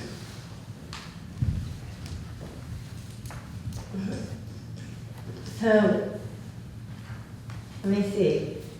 So you want to have signs out on 101 that say suicide, murder, missing persons, and alcohol addiction, but we don't want to have signs that advertise business.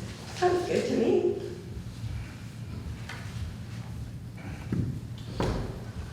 Currently, how our municipal code reads for off-site, I hate how my definitions go. How our municipal code reads, off-site advertisement is currently not allowed, correct? That is correct. Okay, so for today, what I want to do is go through with our digital, and I want another thing brought back for regular off-site.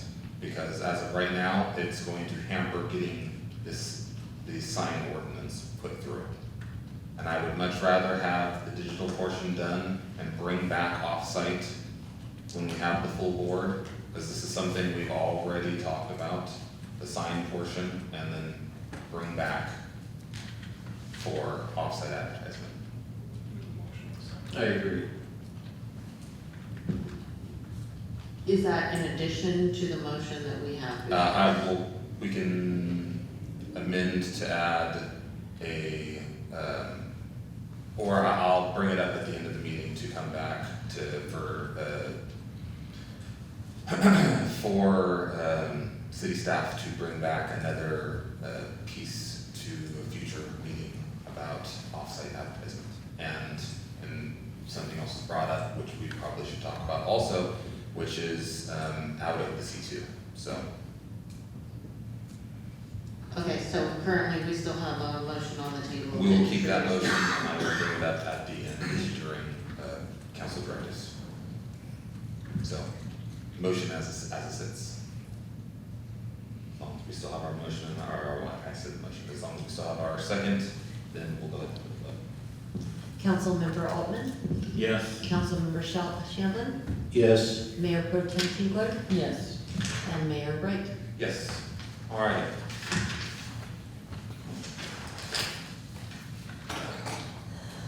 New business, item number 9, updates to employee wages, terms, and working conditions. All right, thank you, Mayor Wright, members of the council. So this has been an item that we've been working on for quite some time. And it's a very important item to the overall success of us as an organization and the services that we can provide to our community. And it's about our ability to retain and recruit high-quality employees. One of our core goals of our strategic plan, and like I say, quite frankly, one of the most vital to that success. As we lose people or through our inability to retain them, training new employees is expensive. We don't offer the same high quality of service as we're doing that, and it's very disruptive as an organization. Institutional knowledge is also extremely valuable.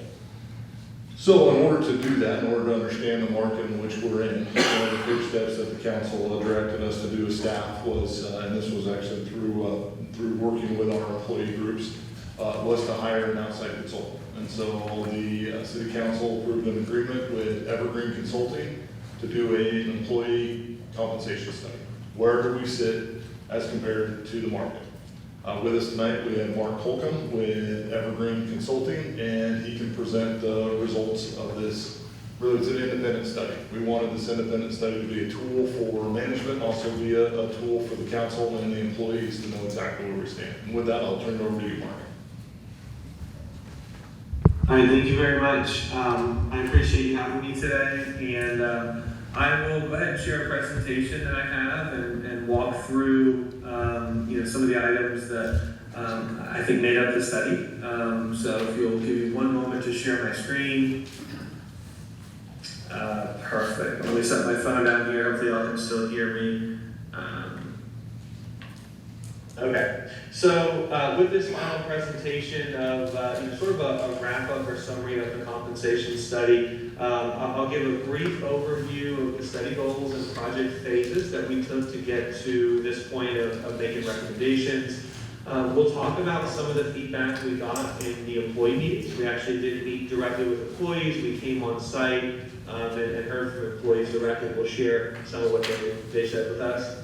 We did review your internal system as well as collect job surveys from your employees. So we'll talk about what we heard and what we learned from those. And then we'll talk about the external market, the compensation survey that we conducted, and the recommendations that we had as a result. So with the study goals, we were asked to come in and do a compensation classification study. And so the two main items that are part of a common class study are reviewing your system for internal equity. When we say internal equity, what we mean is essentially how does the system treat employees inside the city? If you have two different employees performing the same duties and the same responsibilities, do they have the same job title? Do they have the same compensation available to them? And are they looked at the same way by the comp and class systems?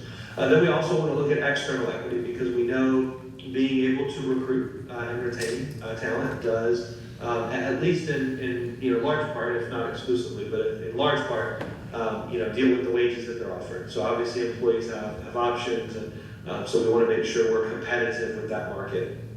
So we did have recommendations that we'll share today, essentially going through the internal and external pieces and how we did wind up where we did.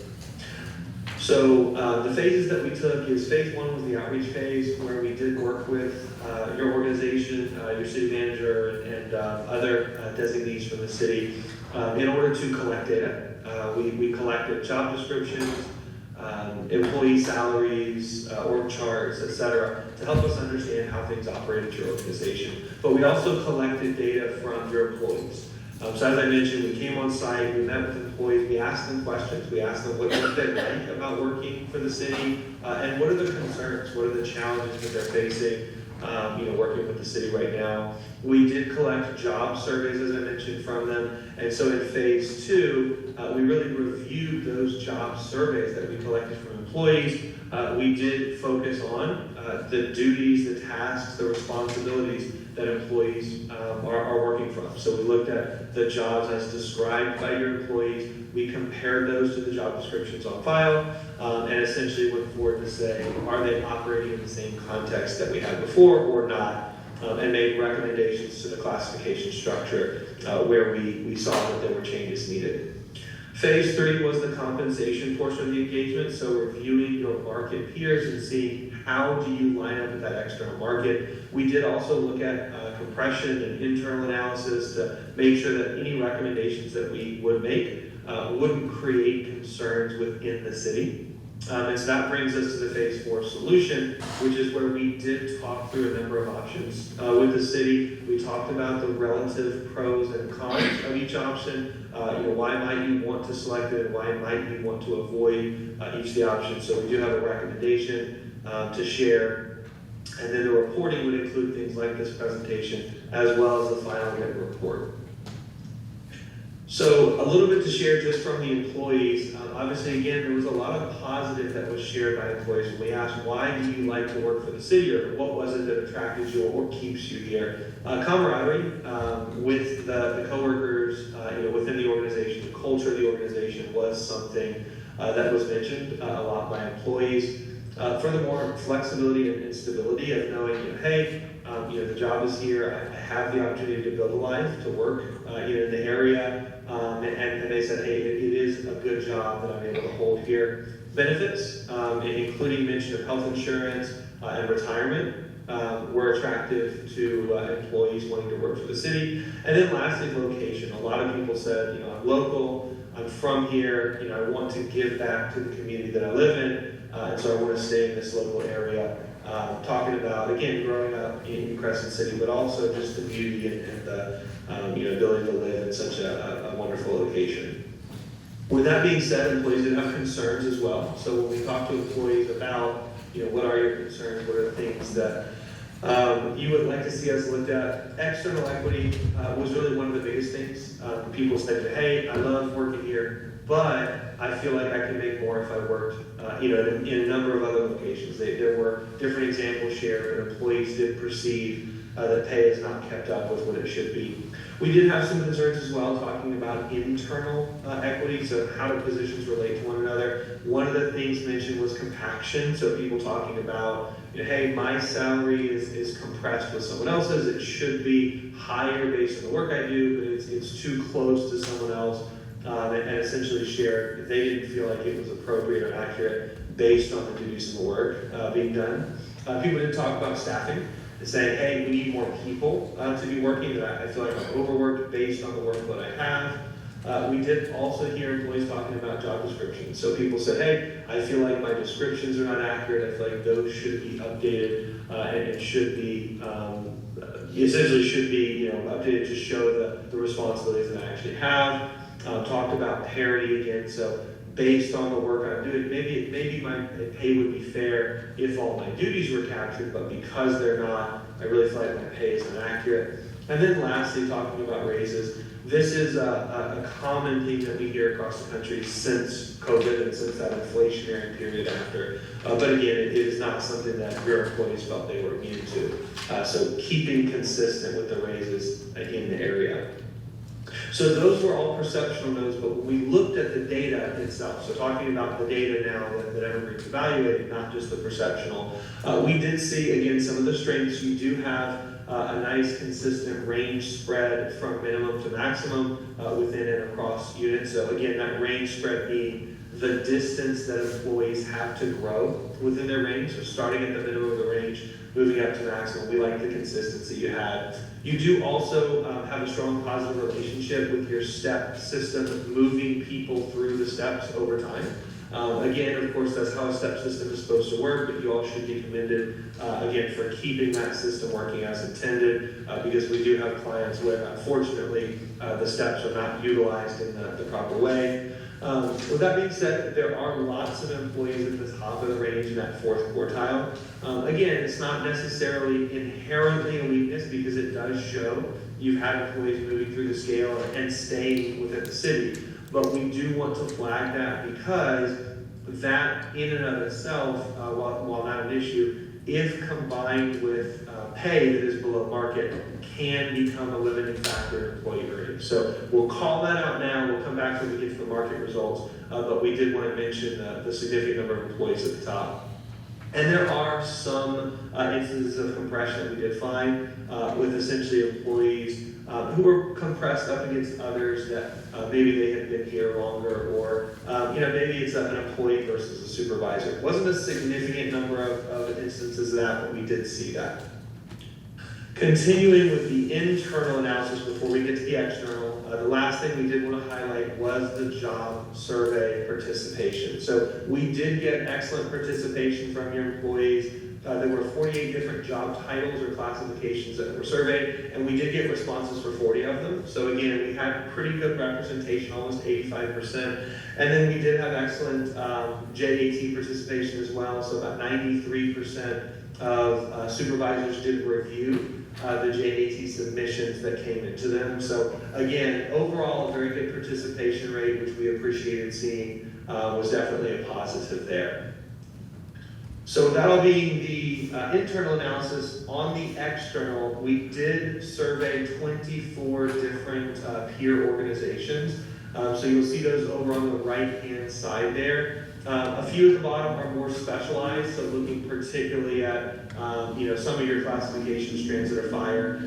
But we did, for the most part, survey other cities and then a few counties as well, just to make sure that we are making essentially a holistic review and what does compensation look like, both in your area, but also among similar local governments. Given that not all the organizations obviously are in the immediate proximity, we did adjust for cost of living. So what that means is, if another organization has higher cost of living than Crescent City, we're not going to artificially inflate the wages to the higher cost of living area. But if there's an area with a lower cost of living value, we're not going to let employees be penalized or deflate those wages. So we did, again, do that cost of living adjustment to make sure everything is shown in terms of your local spending power.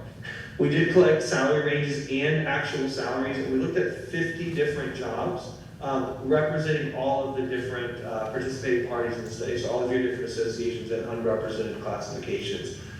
We did want to take a sample across all of those groups. So when we come back and show that market comparison, we did find you to be between 3 and 5% below the market. We did take a couple looks at the data, so one with all responses. We did also pull out the outliers to ensure that those low response count positions weren't going to significantly influence the results, and they don't. They do move things by 0.5% or 1% or so, but again, overall, we did not find that the outliers were a significant driver in the salary gap here. So we did find that the organization is lagging the market at the 50th percentile. You are lagging at the minimum as well as the maximum. Your maximums are falling slightly further behind by about a percentage point or so. So not a significant difference at max, but we did want to flag that you all are about 5% below the market at the top. Again, where we noted many of your employees sit at the top of the scales, you're about 5% below the market there. We did also look at total compensation. So not just salaries, but benefits as well, understanding that, again, benefits do make up a significant portion of the compensation employees are due. We did not find the total compensation to significantly change the results. We still found the organization about 5% below market. Now, again, you all do have a very generous benefits package. We did find it to be competitive with peers, for sure. So it was definitely something that was a positive interaction, just like employees mentioned. I will talk about sort of the assumptions here. For the total compensation analysis, obviously every employee gets a salary, but not every employee takes every benefit or receives it the same way. So we did analyze benefits with the assumption that an employee took all of the benefits offered by Crescent City, and we made the same assumption from your peers. So not every employee would receive every benefit, but this essentially analyzes your total package offered versus the peers' total package offered as well. We did consider at 10 years of longevity for those benefits that might change over the years. So again, for a longevity pay, for example, because different organizations sort of cap it or flex that in different ways, we took the assumption every organization, a 10-year employee at the max of the range. That was the comparison we made. And again, found you all to be competitive on the benefits portion, but again, not enough to make up a gap from the market. So with all that being said, we do have some recommendations for you all. Again, it is detailed in a lot more detail in the final report that was submitted as well. But to summarize that here, we are recommending adopting a new market responsive pay plan. The plan is, sort of builds on the strengths that you all have right now with your range spreads that are consistent throughout the plan. We've also designed it with consistent progression through the pay grades. So this would give you a pay plan that you all can administer that is market responsive, and it is something that you all are able to go forward with into the future. Based on that new pay scale, we are recommending that you reassign pay grades to positions based on both the internal and external evidence, the internal and the market results. So what that means is it's not as simple as just taking the pay grade that is the closest to the market. Sometimes we did recommend classification to bump up slightly and sometimes bump down slightly. That was based on your internal system and either the equity that we saw between other classifications or the needs of the organization to make sure we're not creating compaction or compression concerns essentially. And then number 3, once you have a newly recommended pay scale, and once you've assigned classifications to that pay scale, you have to determine how you move employees into that pay scale.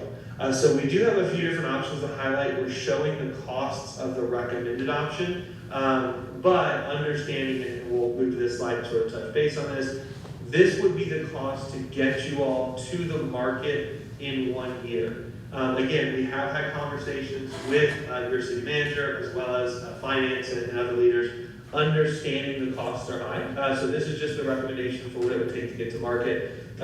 You all are able to negotiate with this and sort of take these forward. But again, I'll highlight the sort of different options here, while also noting, again, the big numbers on the screen. That does show the value of your market differences that we found. So the bring to minimum option is not one we're recommending, but that option essentially would just place employees in the newly recommended ranges, and it wouldn't adjust them any further. You can round employees to the closest step, but again, it would not provide any compression adjustment or any market adjustment beyond the minimum of the pay scale. Another option we looked at was adjusting employees based on time. So you could actually look at if an employee's been with the organization for 3 years, you can move them to step 3, and et cetera. So that was an option we looked at. However, it's not the option that you all have used historically, and it also is an option that, while it does address some concerns and could potentially correct some compression, it could also create some additional compression for those employees who would be moving up further than others. So it can create a little bit of difference, whereas right now people might be on the same step. In the new approach, it may not move in that same way. And that's why that third option, the keep same step option, was the recommended approach that we had for you all. Essentially what it does is it gives employees the full benefit of the market. And so if your classification was 10% behind market, you would move 10%. If your classification was 2% behind and you move 2%, you would move 2%. And the way we accomplish that is essentially keeping you on that same step. So if you're on step 2 right now, you move into your new scales and go to step 2. If you're on step 4 right now, you move into your new scales and go to step 4. And so again, those costs, while a little bit high to get people, exactly where you need to be and all the way adjusting for the market, these are recommendations that you all should take forward and negotiate within the financial needs of the organization as you all see fit over the next few years. So that's the overall summary here. I am happy to address any questions or to go back through anything in more detail if there's something you'd like to hear more about. But I'll stop the screen share now and turn back on the camera. So please let me know if there's anything else I can do for y'all. Council, questions, comments? Share.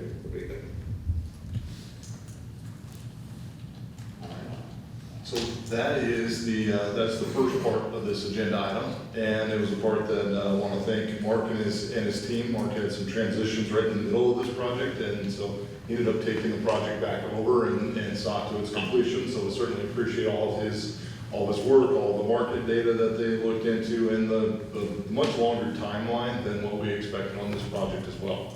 Also want to thank all of our employees. So we have 5 collective bargaining units. So we have the police department, we have clerical, we have management, we have miscellaneous, which is like your public works employees, and now we have our newest one, which is fire. We also have employees that are represented under contract, which are your department heads. Then we have a couple unrepresented employees, one of which being our HR manager position. So she's represented by a resolution, basically, is how it works for her. So with all that, we now have this tool. So now we understand where the market's at. And the number sort of dropped all our jobs when we looked at it. So $875,000 per year. Well, that is great. It's nice to know where we stand, but we all know, and including the employees and council, we can't afford that. Our budget just won't allow us to get there. And what that represents, that number, is actually the median. It's not the highest. It's like right in the middle. And so it's a number that we would love to have been able to get to, but it's just not financially feasible. So took it as a tool. We talked to the employee groups, and we also have a really great bargaining team on the management side. So we have our city attorney, Martha Rice, our finance director, Linda Lever, and then new on this team towards the end is our HR manager, Sarah Barba. And it was up to us to work with the employees to figure out, okay, what is something that we can try to implement that is fiscally responsible for us to implement as a city to address what is now an obvious need.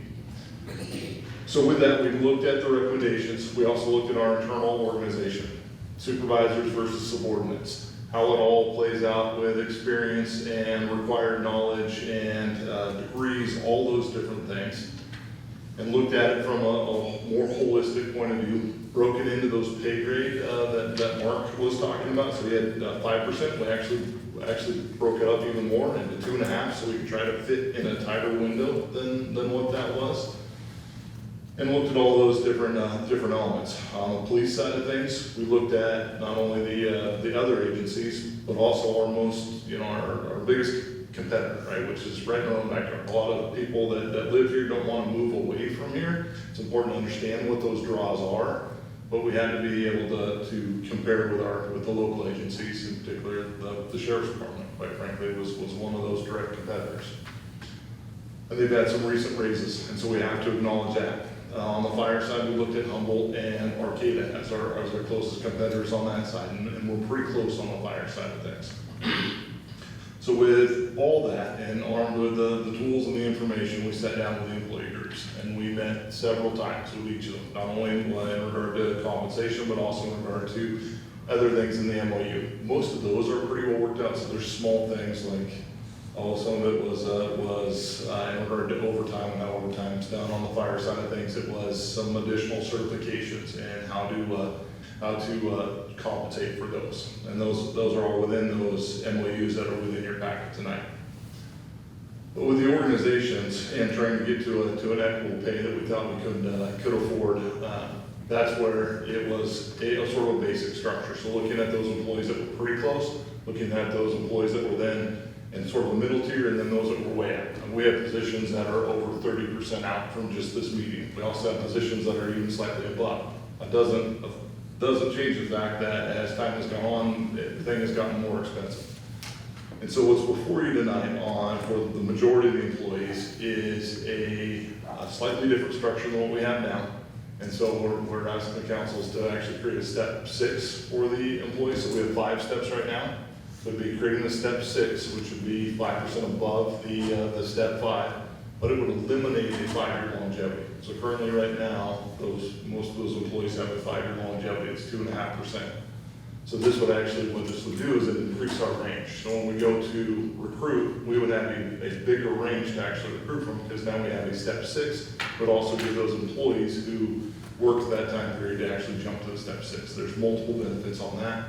We're also looking at a minimum of a 2% increase for these, for the employees, and then it does go up from there based on the organizational structure itself. So it's different for each position, but in general, that's what it equates to.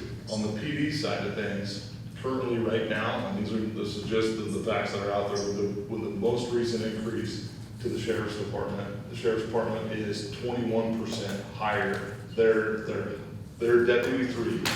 So they have 3 classifications of deputies. The city only has 1 classification of police officer. Their Deputy 3 compared to our top step officer is currently 21%. So on the police department side of things, we're looking for the council to adopt, I believe, 12% with this is what it is with this. And then in July, it would be a 1 to 3% COLA. The 1 to 3% COLA goes directly in line with what Mark's recommendations were, try to keep up with the cost of living year in, year out, so we don't fall further and further behind. All that said and done, we are looking at a cost of approximately total for the city of approximately, in the staff report, approximately $432,000, I believe. And Linda can probably chime in on the exact number. Don't have a page of this. 423. Yes, can you hear me? Yes. It's 423,000 citywide. That's citywide. Linda, can you run through the various funds? So we have general fund, you have water, sewer, RV, and they all pay a certain percent, and that's all in your staff report.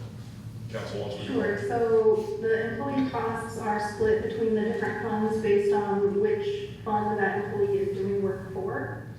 So the 423,000, and the exact numbers are in the staff report and in the resolution. But it's roughly 280,000 is general fund, because that's where most of the work is happening. And then the rest of it is split up between housing, RV park, sewer, water, IT, building maintenance, and equipment maintenance. Thank you. And so we have come to tentative agreements with all 5 of these collective bargaining units, and so that's what's before you tonight, that they all agree to these stipulations that's before you. I feel it does put us in a good position where you're able to address some of these inequities, especially on the ones that have the larger gaps to them. It's not a perfect world, right? The perfect world would be to get everybody up to that 50th percentile, but that's just not feasible for us. Again, I want to really thank the bargaining units, POA, the management, miscellaneous, fire, clerical, all came to the table, all understand the fiscal responsibility for the city, and have come to terms. Alrighty, council, questions, comments? I just want to thank Linda and all the city employees for participation in this, and I feel, just for the public's knowledge, we're not, as a city council, being hit with this and trying to absorb all this at once. This has been something that we've had meetings about multiple times, and he slowly pulled us through the process, kept us in the loop as things changed. So I feel really comfortable with this as it is now. Yes. Mayor, I just wanted to say I have to recuse myself from item 2 because my spouse is in CCMEA. I'm going to read the approve and adopt the list here, and I'll make sure out 2 will take as the second item. So we'll do them all at once? Except for number 2. Except for 2. Except for 2, and I'll go ahead and start it, and somebody can have, do the so moved after I finish reading this mouthful. We do need some public comment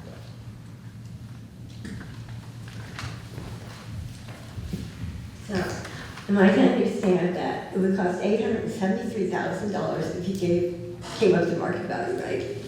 Median, like 50% down. 50% of that? Well, Okay, well, this is what I thought out of that. First off, if you don't have enough money to be paying your most valuable employees, then you better start looking at your administrators. They need to have their pay cut. Cops are the most important thing we gotta have. And then it goes after that. But don't screw over your most valuable employees. You gotta find the money. It's there. That's why you got Linda Lever. And you might have to cut something else, but good God, don't you expect people to make a living on whatever they're living on, pay $1,800 a month for rent? So you want people to work 40 hours a week so that they can have a roof over their head and eat some beans and tortillas for dinner every night, but they don't have anything to put, they can't buy clothes, they can't afford any kind of luxury, let's go to the movies or anything like that for their families. But your administrators who make, I don't know, near $200,000 a year, I'm pretty sure, they're like, oh well, I don't get it. I just don't get it. You gotta find the money for your people. It should be a prestigious job. So I don't think this is enough. I don't think you guys worked hard enough for this. You need to look at it again. $1,800 for rent. Oh, God.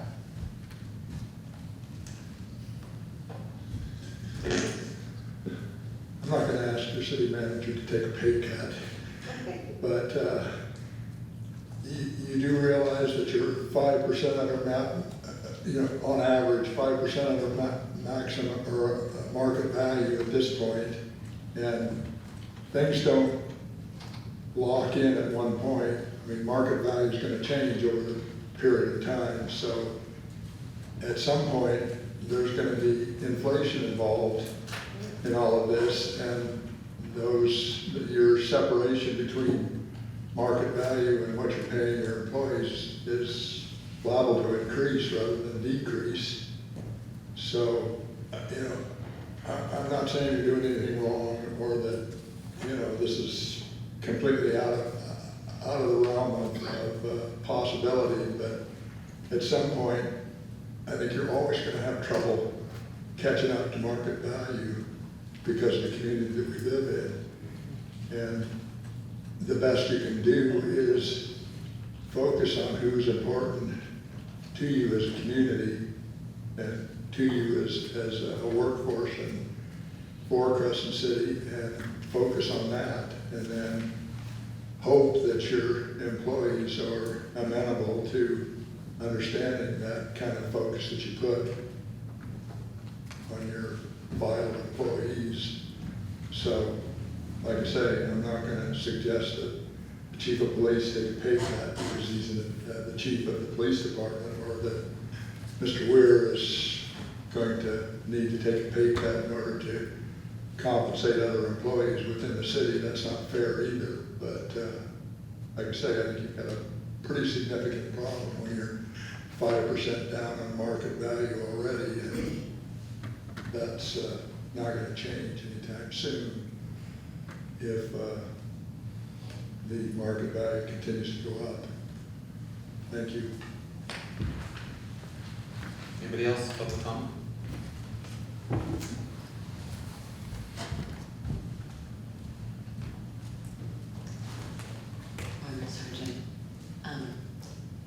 Yes, I can agree with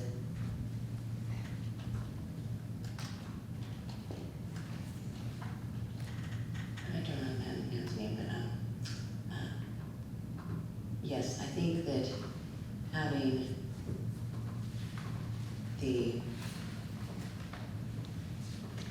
5% you're looking at and community we're looking at,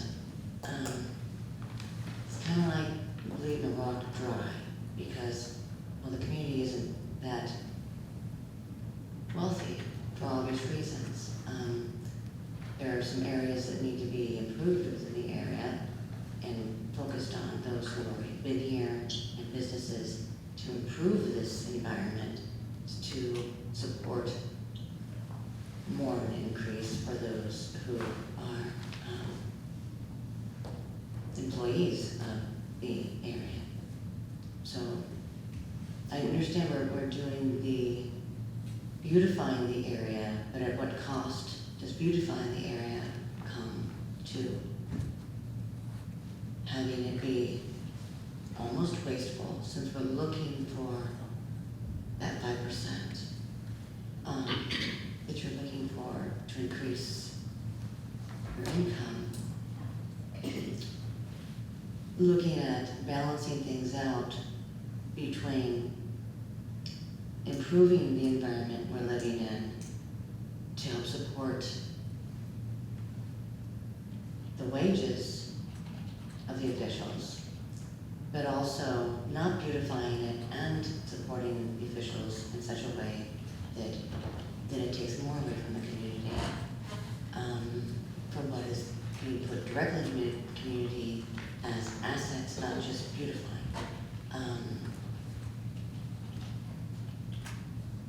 Looking at functioning as a higher standard of cost to put into just like wages, rather than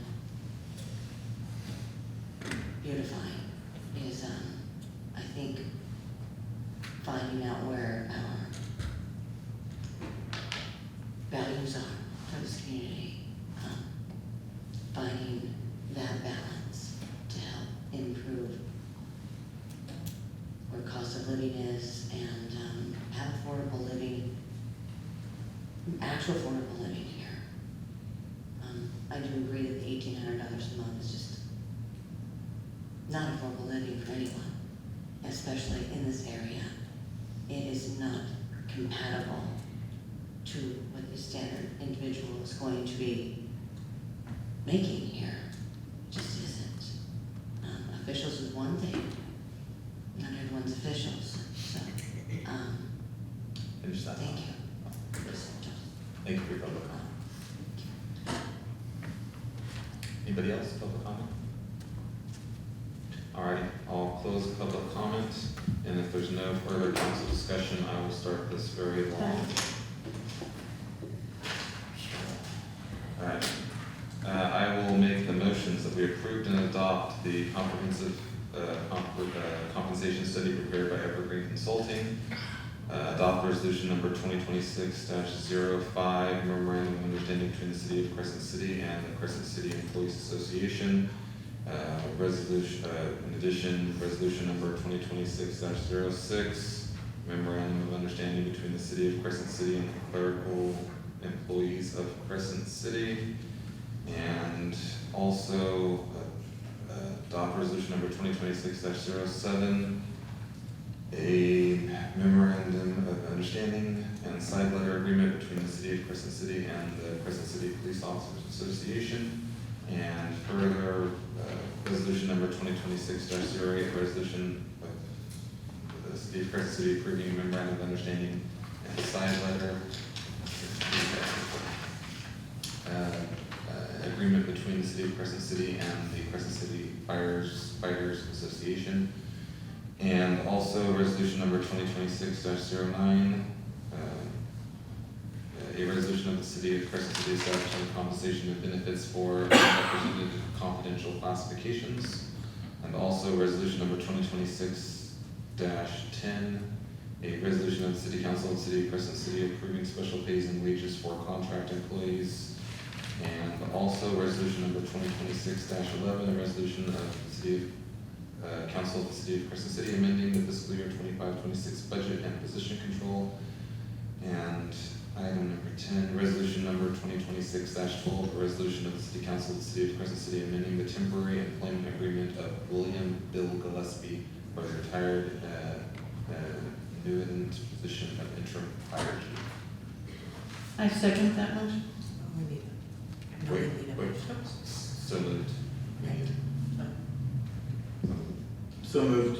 Now, And I second. all right, please vote. Councilmember Altman? Yes. Councilmember Shamblin? Yes. Mayor Pro Tem Tinkler? Yes. And Mayor White. Alrighty, and since Councilmember Altman has a spouses in CCMEA, we will take item number 2 on its own, and I'll make the motion that we approve and adopt resolution number 2026-04, resolution of the City Council of the City of Crescent City approving a memorandum of understanding and side letter agreement between the City of Crescent City and the Crescent City Management Employees Association for the period July 1st, 2025 through June 30th, 2027. So moved. And I'll second. Alright, please vote. Councilmember Shamblin? Yes. Mayor Pro Tem Tinkler? Yes. And Mayor White. Yes. No. Just gonna shout. Hey, Mayor, would it be possible to take a 5-minute restroom break? Yes, let's take a 5-minute restroom break. We will reconvene at 8:27. Thank you. 5-minute restroom break. What am I missing, Eric? Well, where do It's only $500 more $1,000. Come on now. It's only $500,000. I wish. Seriously. No, come on now. Each and that is 1,000, each and every year. Okay. We have to keep working on the. What about Measure F? Measure S, we swore to the community, that they would go towards certain things, and salaries other than the 3 additional officers or fire captains was not, right? It was streets, it was pool, we're gonna stay by that. No, that's fine. I understand that. So that's where we're gonna work on. But then, when I mean, you're working, when you're paid, how do you expect people to make theirs? $1,800 a month for That's what they can charge. That's the can charge. Right? They can charge less. They can charge less. But you look at what the same for the Roosevelt ones. Right? So that's the same charge in the Roosevelt apartments, the new ones on Washington, 56 units. Yeah. They were filled before they were even certified. And how much are those a month? The demand is stretched up. Where are these people from? We have 5 airplanes on the waiting list for the housing. Over half of them are local families. So there are some other ones, and we serve all the local families first. They're on the local, right? That way, now, the demand is increasing. But yeah, I was wondering, I'm thinking about that. It's filled within 3 weeks of us opening up. 3 months before they're ready to be occupied. So that's where. Dude, where do these people work at? So, I mean, it's. I couldn't afford $2,000 a month. People make it work with 2 that's where we need more housing, right? So then people What can about charge people, that. one person? That's where you need more housing. That's the piece. And then it's, making sure that we are achieving.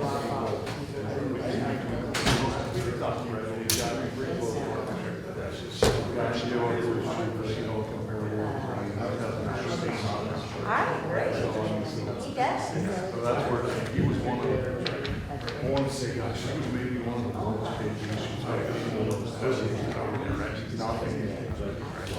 Well, I'll tell you where this fire captain, I was shocked when I learned that Kevin, the one that just went down south, was $56,000 a year.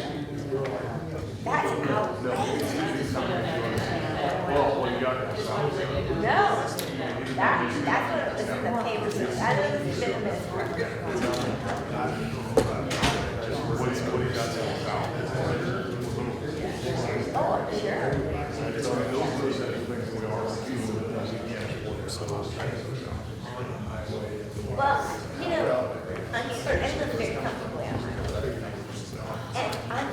But I do not like the fact that I have to go to network organ for all medical.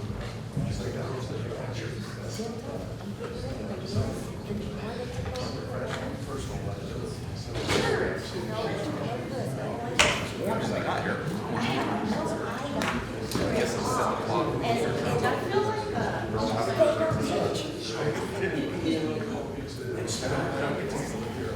Well, who do you go to?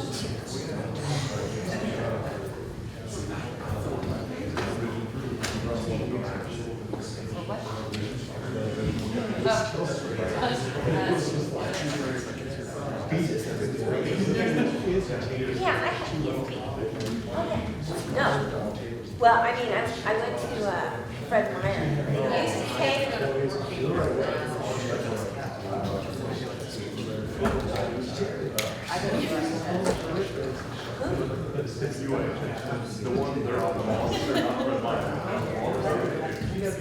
Okay, so there's ophthalmologist because I gotta get one. That's not one. There was something, they used to accept, all insurances at Fred Meyer, now they don't accept it, you have to pay half. I don't They don't accept any. No. Did you see those baby pictures?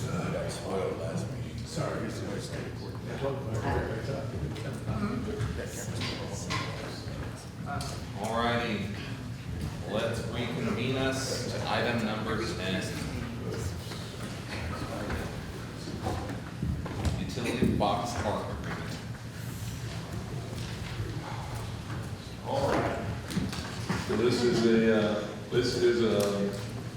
item that I'm happy to take before the council tonight. And also recognizing our city attorney, Martin Rice, for her quick work in working with Pacific Power as well as Dirt and Glitter.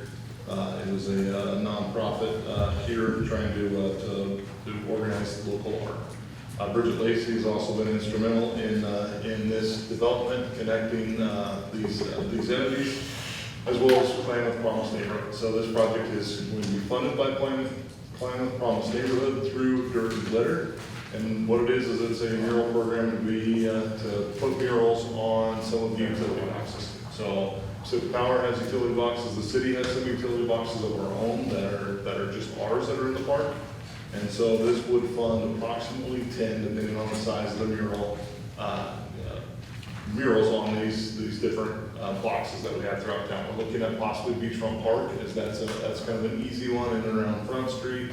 The murals would still need to follow the city's general plan, which means that they would need to be in the theme of either seascape or redwoods or historical. They would go before the planning commission, so we're hoping that they'll identify the boxes they want to do, and then we take them all to the planning commission at one time. As far as the agreements go, the Pacific Power basically is letting us do this. They are Dirt and Glitter to do this. They are not responsible though for the mural or any upkeep of the mural itself. And then as far as the city goes, we will be allowing Dirt and Glitter to be able to paint these murals on these particular boxes, and then it'll be our responsibility if they're on the Pacific Power ones or even ours, to either upkeep the mural itself or simply paint over it if it does come in disrepair. This is a youth program, so they'll be working with young artists ages 14 through 24. I think we did have a person from Dirt and Glitter with us via Zoom. But last I checked, they were not able to hang on this long into the meeting, so I don't believe they're still with us. But they're certainly an active partner on this. It should be a great program, and I'm personally excited for it. Ms. Rice, anything more to add on that as far as the agreements go? No, I think that pretty much covers it. All righty, council, questions, comments? So will these be, will any youth here in, this would be Delaware County, be eligible to participate in this? I think that's the plan, is that all the local youth. I think because it's done by KPN, it has to be kids from our community. Okay. You're not gonna be able to bring them in from Eureka or anything. Like, because KPN is specifically funding for Delaware County to So yeah, these are our kids that are gonna be our. Okay, that's important, yeah, I didn't really, I mean, I assumed that, but I wanted to make sure. Bridget, I think you've talked to Dirt and Glitter about this as well. Do you know any of the details on the youth or how they'll be targeted? It'll run through the Dirt and Glitter Youth Program, and I believe it's, just Del Mar and adjacent tribal lands that make up the youth population that they'll be targeting, so anyone can go join the program and be part of it. I think, can't remember the age range either, I think it goes up to 24, if I remember correctly, so there's quite a range of age. Yeah, 14 to 24, at least I understand. Yeah, this was on that list of strategic economic plans, so a long time ago, was to go around and paint all these. So I think that's a good idea to have doing it now. As a, just a sidebar parking lot thing, I guess, I'm for this. I happen to notice, because I live near my brother Jonathan Park, that when there's insufficient benches, the kids constantly use these boxes as the place they hang out. They use it as a bench, at least at me. And I think that's probably, I'm not sure, but maybe a safety issue.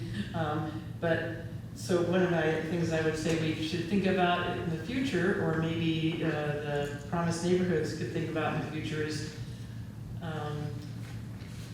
create these, the art on these boxes, but also consider installing benches near them so that they don't continue to be, you know, the more you sit on them and kick your heels and everything, the more they're gonna damage the mural and the artwork, so. That's Just good an thought. observation. Yeah. Council, anything else? All right, breaks it down. Okay, then with no other, let's take public comment on item number 10. The only suggestion I would make is, when you make the mural, I don't know if there's some kind of really thick clear coat substance to put on it to protect it from the weather and the sun, because the sun is, I know it's not very hot here, but boy, it fades paint quickly, so, and the weather. Anybody else?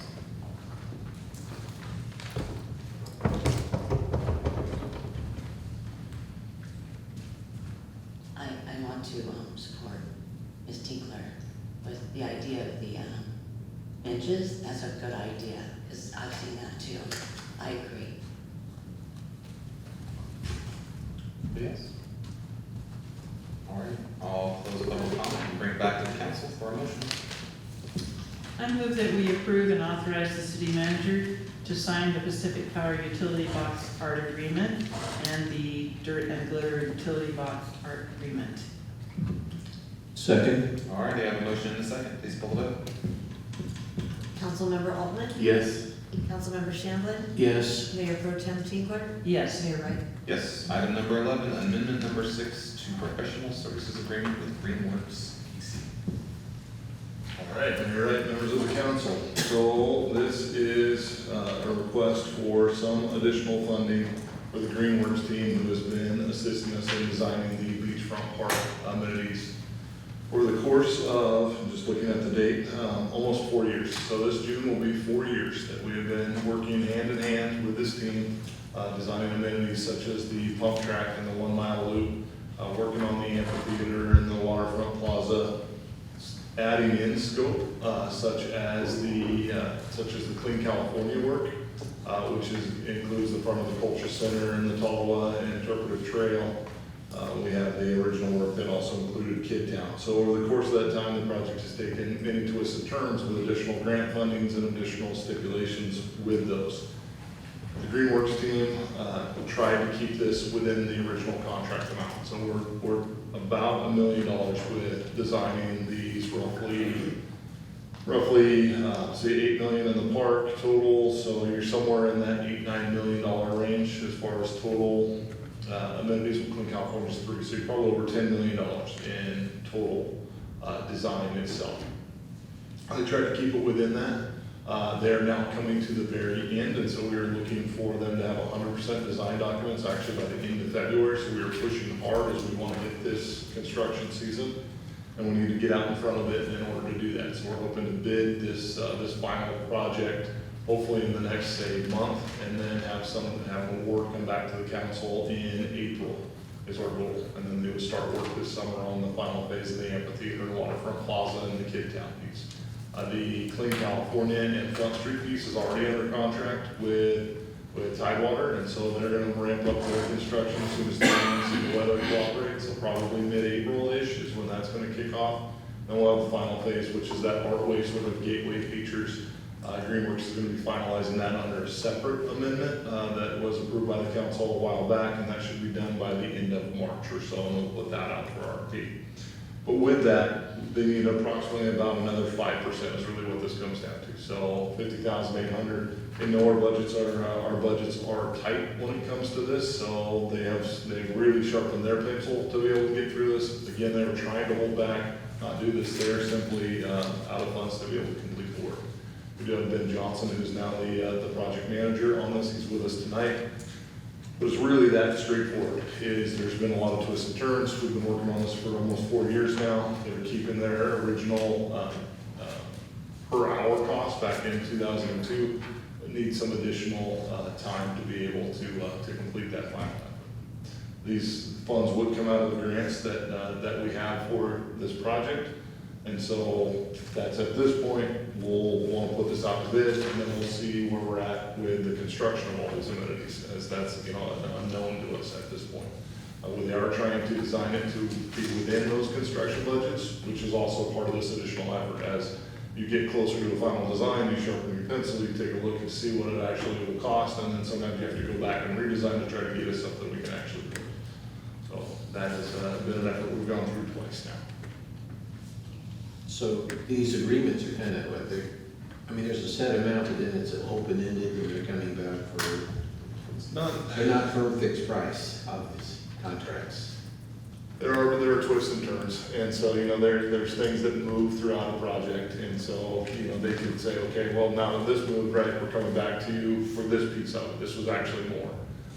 What's before you tonight is actually something that they tried to make it work on that side, and now they're to the end and they don't have enough to make that work. So rather than coming back to the council, all these different times for all these different pieces, they're saying, okay, actually we couldn't make it all work, and so now in order to complete what we said we do for the fixed price, we're actually going to need a little bit more because of these other things that they could have asked for more on earlier, if that makes sense.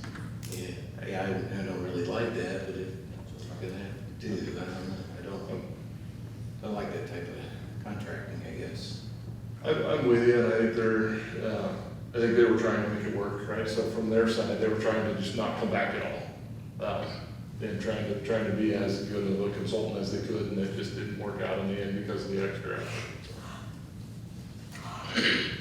All right, council, anything else? All right, let's come hear public comment.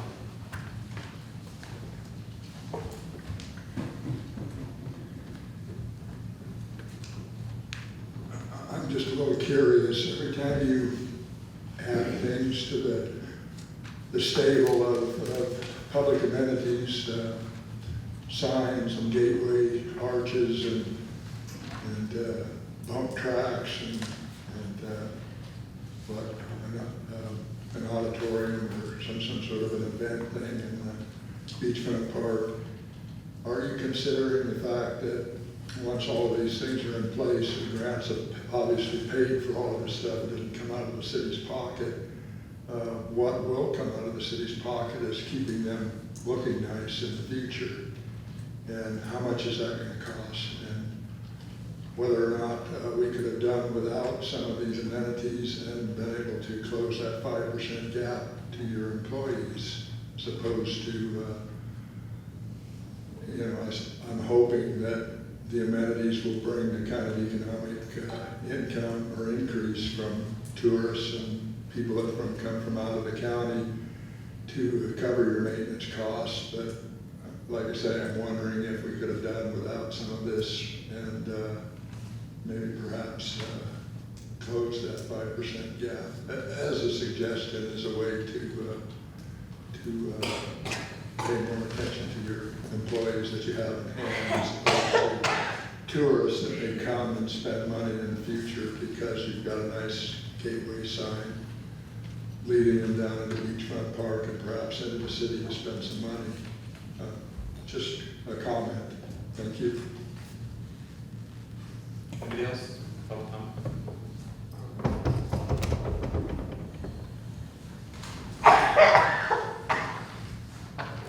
Thank you. I think I hear what this gentleman's saying. What kind of improvements within the city are we looking at that's going to be more sustainable and functioning rather than just beautifying? I mean, I do understand that, you know, we need to make some improvements, maybe contracting with other people and having it be a bit more beneficial to our community. Who's actually doing the contracting? I'm not sure if that's a local contractor or what the contractor is. If this is my understanding, it's that weird basket, looks like a laundry basket over behind, where the swimming pool is over there. So, I'm not sure who decided on those designs or what is interpreted, and what companies they are that's doing it. Is it local? Is at least getting benefited by this? That's all I'm really wanting to say anything about. If we could have more of a focus on who lives here and what's going to be more sustainable and functioning for the community for investments. I understand we want to attract tourism, but supporting the people who are here to also support officials' incomes. It is also important. Thank you. Any other public comment? All right, I'll go ahead and close public comment. I think everything we're talking about today is grant funded. So it's not coming out of our general fund. Correct me if I'm wrong. You're right. Yeah, it's all grant funded. The basket by the pool is a traditional urban basket used for collecting items by most, if not all, of our local indigenous tribes. And there was a big, how many people were in the group that decided the designs for everything? Like the Colorado Cultural Committee. Yeah. There's been a lot of people that have had their hands in it, but consistent, probably 15 people somewhere in there. Yeah, so there was a good amount of people, and it's harking back to the traditional roots of Crescent City. So, we are good there. I will look for we didn't do a motion. I'm looking for a motion or further council discussion.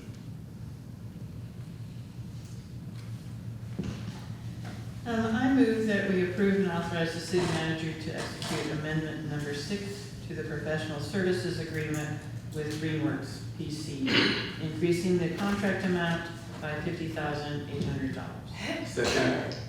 All right, I have a motion and a second. Please pull vote. Councilmember Altman? Yes. Councilmember Shamblin? Yes. Mayor Pro Tem Tinkler? Yes. Mayor Wright? Yes. Sutter Coast Hospital Care Star Grant, item number 12. Thank you, Mr. Mayor. I do have some pictures of what this project is. I presented them once before. This is not going to be exactly what it is, but this is the concept of what this is going towards. Before you deny it is to approve and authorize this and allow the city manager and myself to sign this contract between Sutter Coast, who is the manager of the Care Star Grant, which is kind of a collective for mental health services in the Crescent City area. We received $100,000 from them last round of funding. That went towards communications, and we have way better communications inside the police department for receiving phone calls or receiving calls for service and then some radios in the vehicles and other equipment. What this is specifically going to go towards is a rapid response vehicle or a crisis response vehicle. And what it came out of is the 10-hour standoff that we had recently, a few months ago, on scene. So a few things came out of that. As number one is having the resources on scene to deal with it, such as better radio communications or like long-term evidence collection or support of the people there. So I'll show you the pictures there first, then we take it off. So what we'll be purchasing would be a Ford Transit van with the extended roof, where we higher roof, so you can walk, add a lot more space in it. If you go to the next one, you have to do it, or give them up, Taylor? You can use the mouse. Go ahead. Oh, I can't see that up there. So inside this, what it's going to double as, or probably be used more as, because we don't thankfully have that many crisis response issues in the area where we have to deploy this, is also on-scene forensics, cyber forensics, or for support search warrants or high-risk other stuff going on. So that would be, as you look into the van, that'd be a place for us to have an extra radio in there, so we can pop up dispatch, even for events like 4th of July. We could have this down at Beachfront Park, or when we have the fires again or anything to help support. The Sheriff's Office has a great search and rescue unit. They have their comms unit, so this would just be another thing for redundancy as well. And that would be where we put our laptops that we already have forensics-wise to be able to show up on scene, and we bring forensics to you so that we can triage instead of taking 20 devices from there when there's reality, but we only needed 2 of those, so that's less property that we're taking into the property evidence room that I have to manage. And then everything else will be focused on storage for bagging and tagging items and just support of any crisis situation or anything that would happen in that. So, which isn't just for mental health, it's for everything that we deal with. And this would allow us to go on the road. We do have a couple officers that are cross-deputized up in Curry County. We support them a lot in there. We just had them down here this past week bringing down phones for forensics. We've traveled down to Humboldt, or anybody that needs it, out to help the Sheriff's Office, out to help Pelican Bay, you name it, we'll go local now. So this has been a dream of mine since I saw this concept to get this done, and thankfully with the CareStar grant and the people that are behind that and Collective, they asked one day of people's wishes and wants, and so I raised my hand in the Zoom and explained this to them. You can take that off there, unless you have questions about specifically those pictures and why it'd be that way. But basically, I'm looking for a workstation inside there to support the Frisk laptop and a dispatch radio, or a radio that would help us kind of have like mobile dispatch. And then the rest would be on the outside. If you saw it, there's an awning attached to it. So with our nice weather here, that would help us to bag and tag evidence items, or have a command post outside. And one of the things that came up during that standoff is our community is very curious. So during a 10-hour standoff, I had people about 5-6 feet behind me that were watching there and using their First Amendment rights and everything, and ordering pizzas and watching everything that's going on. So having a command tent to be able to kind of seclude away from that and have things going on was one of the things that came up that was actually from this committee, said, hey, maybe you need this. So that would be a purchase in there. Crime scene lighting also. One of the recent incidents we had with an officer-involved shooting down near South Beach was when you happens during the day, but that's a long-term issue. So when the nighttime comes, is how you're going to light up that scene. We do have one current one that I basically saw what they were using. We got it. It's a globe light, basically a balloon light, and the way the lighting is, it lights up an area instead of one forward facing. So it really helps. So I'll be giving 2 or 3 more of those. And basically, we have different ways to power those generator, but I do have battery inverters as well that can go for several hours at a time to cut down the noise. So those are everything that's involved in this $110,000 that we're getting this year for it. The only thing that I'll apologize right now to Linda and the finance team is I have to spend this before July 1. So it's going to be very quick and a lot of purchase orders and everything to put it through, but I do have everything ready to go as far as what the purchases are going to be. I don't think I'm missing anything, but basically that's what it's going to go for, is just help purchase. It'll help process crime scenes, support staff during critical events. It covers the purchase of the vehicle upfitting, crime scene supplies, lighting, and radios. So what was the cost? I missed that. So the different costs of it are, so the van I've sourced, I think it's just under $60,000 as far as for that. And then if I was to take this, I price this out, if we got this professionally done, that van right there is $118,000, I think it was. You provide the van. So I purchased the van, I ship it up to Washington. It is then over $110,000 for an upfit to that specific van, just like that. So I think with some ingenuity and things we're going, I'm very comfortable in our ability with a couple of the city people that work for us and also some other things I've sourced. We'll get this done, and we'll still have the money to get the crime scene supplies, stuff like that. So Yeah, well, getting this grant from Sutter Coast, I mean, is there any requirements that it sounded like you're gonna use this for some mental health crisis issues for Yes. transporting people, So part of that, thank you for bringing that up. I didn't address that, but basically it's the same contract we already have and the things we already do. So we're going to provide emergency response to critical incidents, calls for service.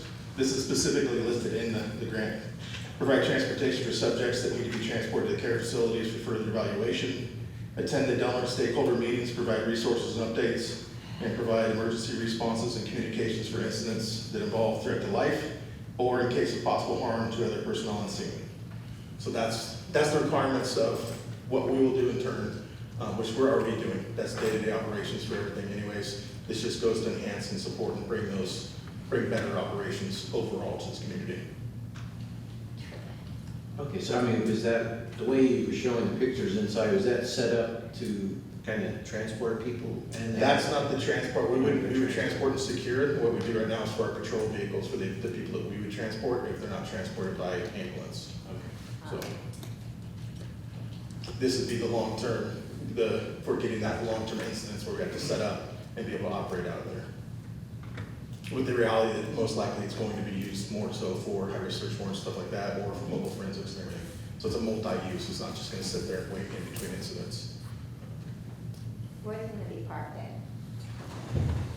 It's parked at? Yeah. It's police department. Okay. Yeah. Sorry. All right, council, any questions, or any more questions? I will add, Mr. May, as far as ongoing maintenance, that was a question before about getting a grant going forward. I've been in contact with Bill, our maintenance, fleet maintenance and everything. There's not gonna be any issues going forward in what we already maintain and go. And especially with the care and use of this, probably be myself driving it most often or supervisor. So it's not it will be equipped with code 3 lighting. It will not be a code 3 response vehicle to be going like the regular patrol vehicle. So that's not gonna be the purpose of that. Council, any further questions, comments? All right. I just commend you in your ability continuously to combine your budget with every grant, and it's like you're making meatloaf, you know? You're making something more out of, and you do this consistently. I'm really impressed by that. I appreciate it. All righty, I'll see if we got any public comment on item number 12.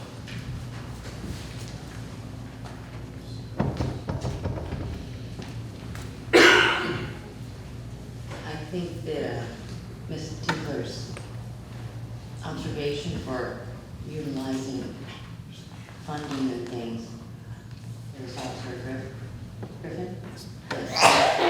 That makes a good point. Maybe we should ask some of his opinions on how, or whoever he collaborates with, on how to figure out the ins and outs of those meatloafs like sandwiches that we might be needing in this community, since, you know, we are a very podunk meatloaf sandwich kind of community.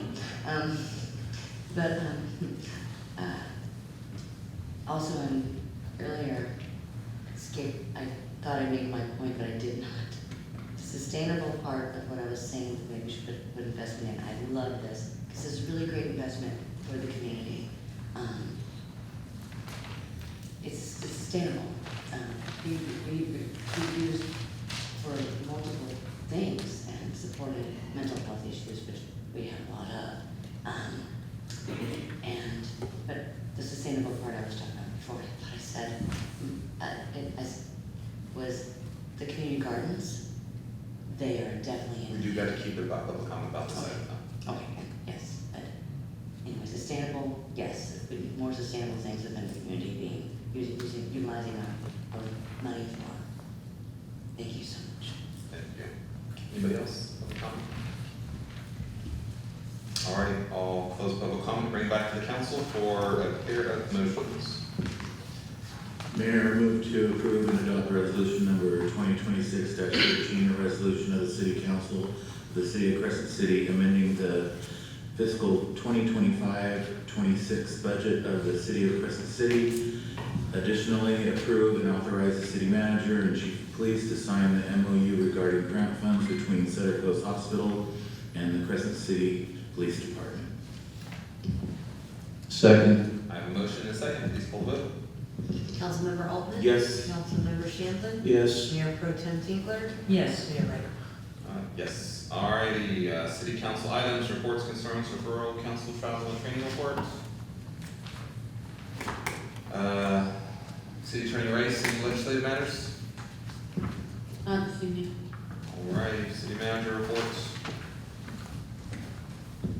All right, I will keep it brief, but we did have an opportunity here to report when we started this meeting off from our police chief, and just want to acknowledge the job that he does and his leadership abilities. I can't speak to his meatloaf making ability, but as a leader of this department, he is a mighty fine chief, and so I certainly appreciate what he does, and also the officers that we're so lucky to have, the dedication, their willingness to go above and beyond for this community. I will say they're also really great to work with as far as negotiations go. That it's not always an easy time, right? And we're trying to just find a way that we can try to meet the needs that we have and really take care of the officers and try to provide for the equipment that they need as well as the wages that they need. So, Chief, hats off to you.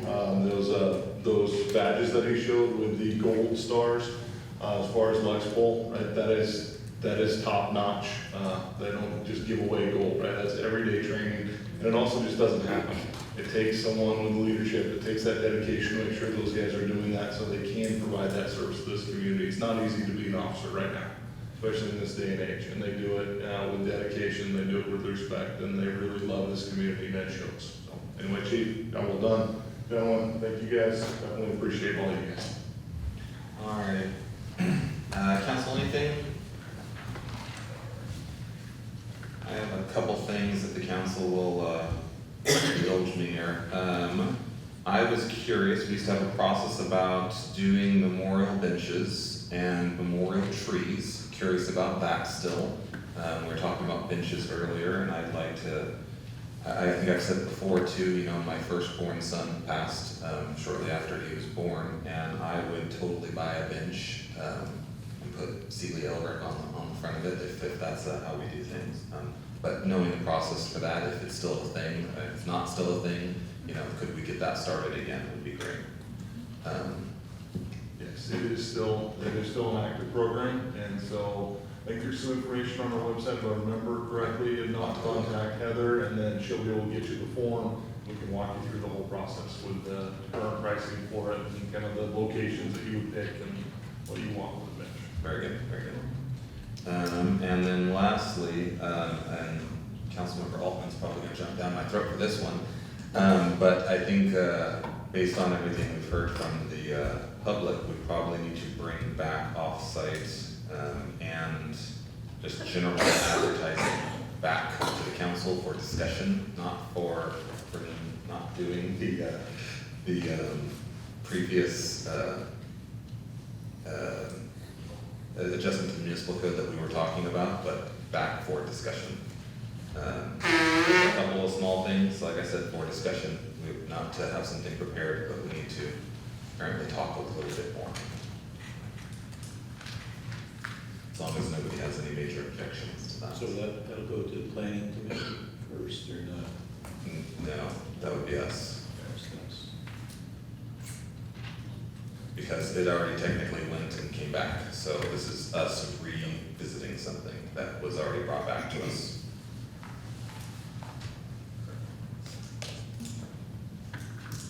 Seeing no objections, we will get it discussed among staff, and then we'll get it on the future agenda. Very good, thank you very much. Alrighty, I will adjourn us till the next city council meeting, which is March 2nd, 6 p.m. Oh, God, close session. We have to adjourn to closed session for like 10, 15 minutes. If I don't see you, the next meeting is going to be March 2nd, right here at the Flint Center, 6 p.m. Okay? Very good. Thank you.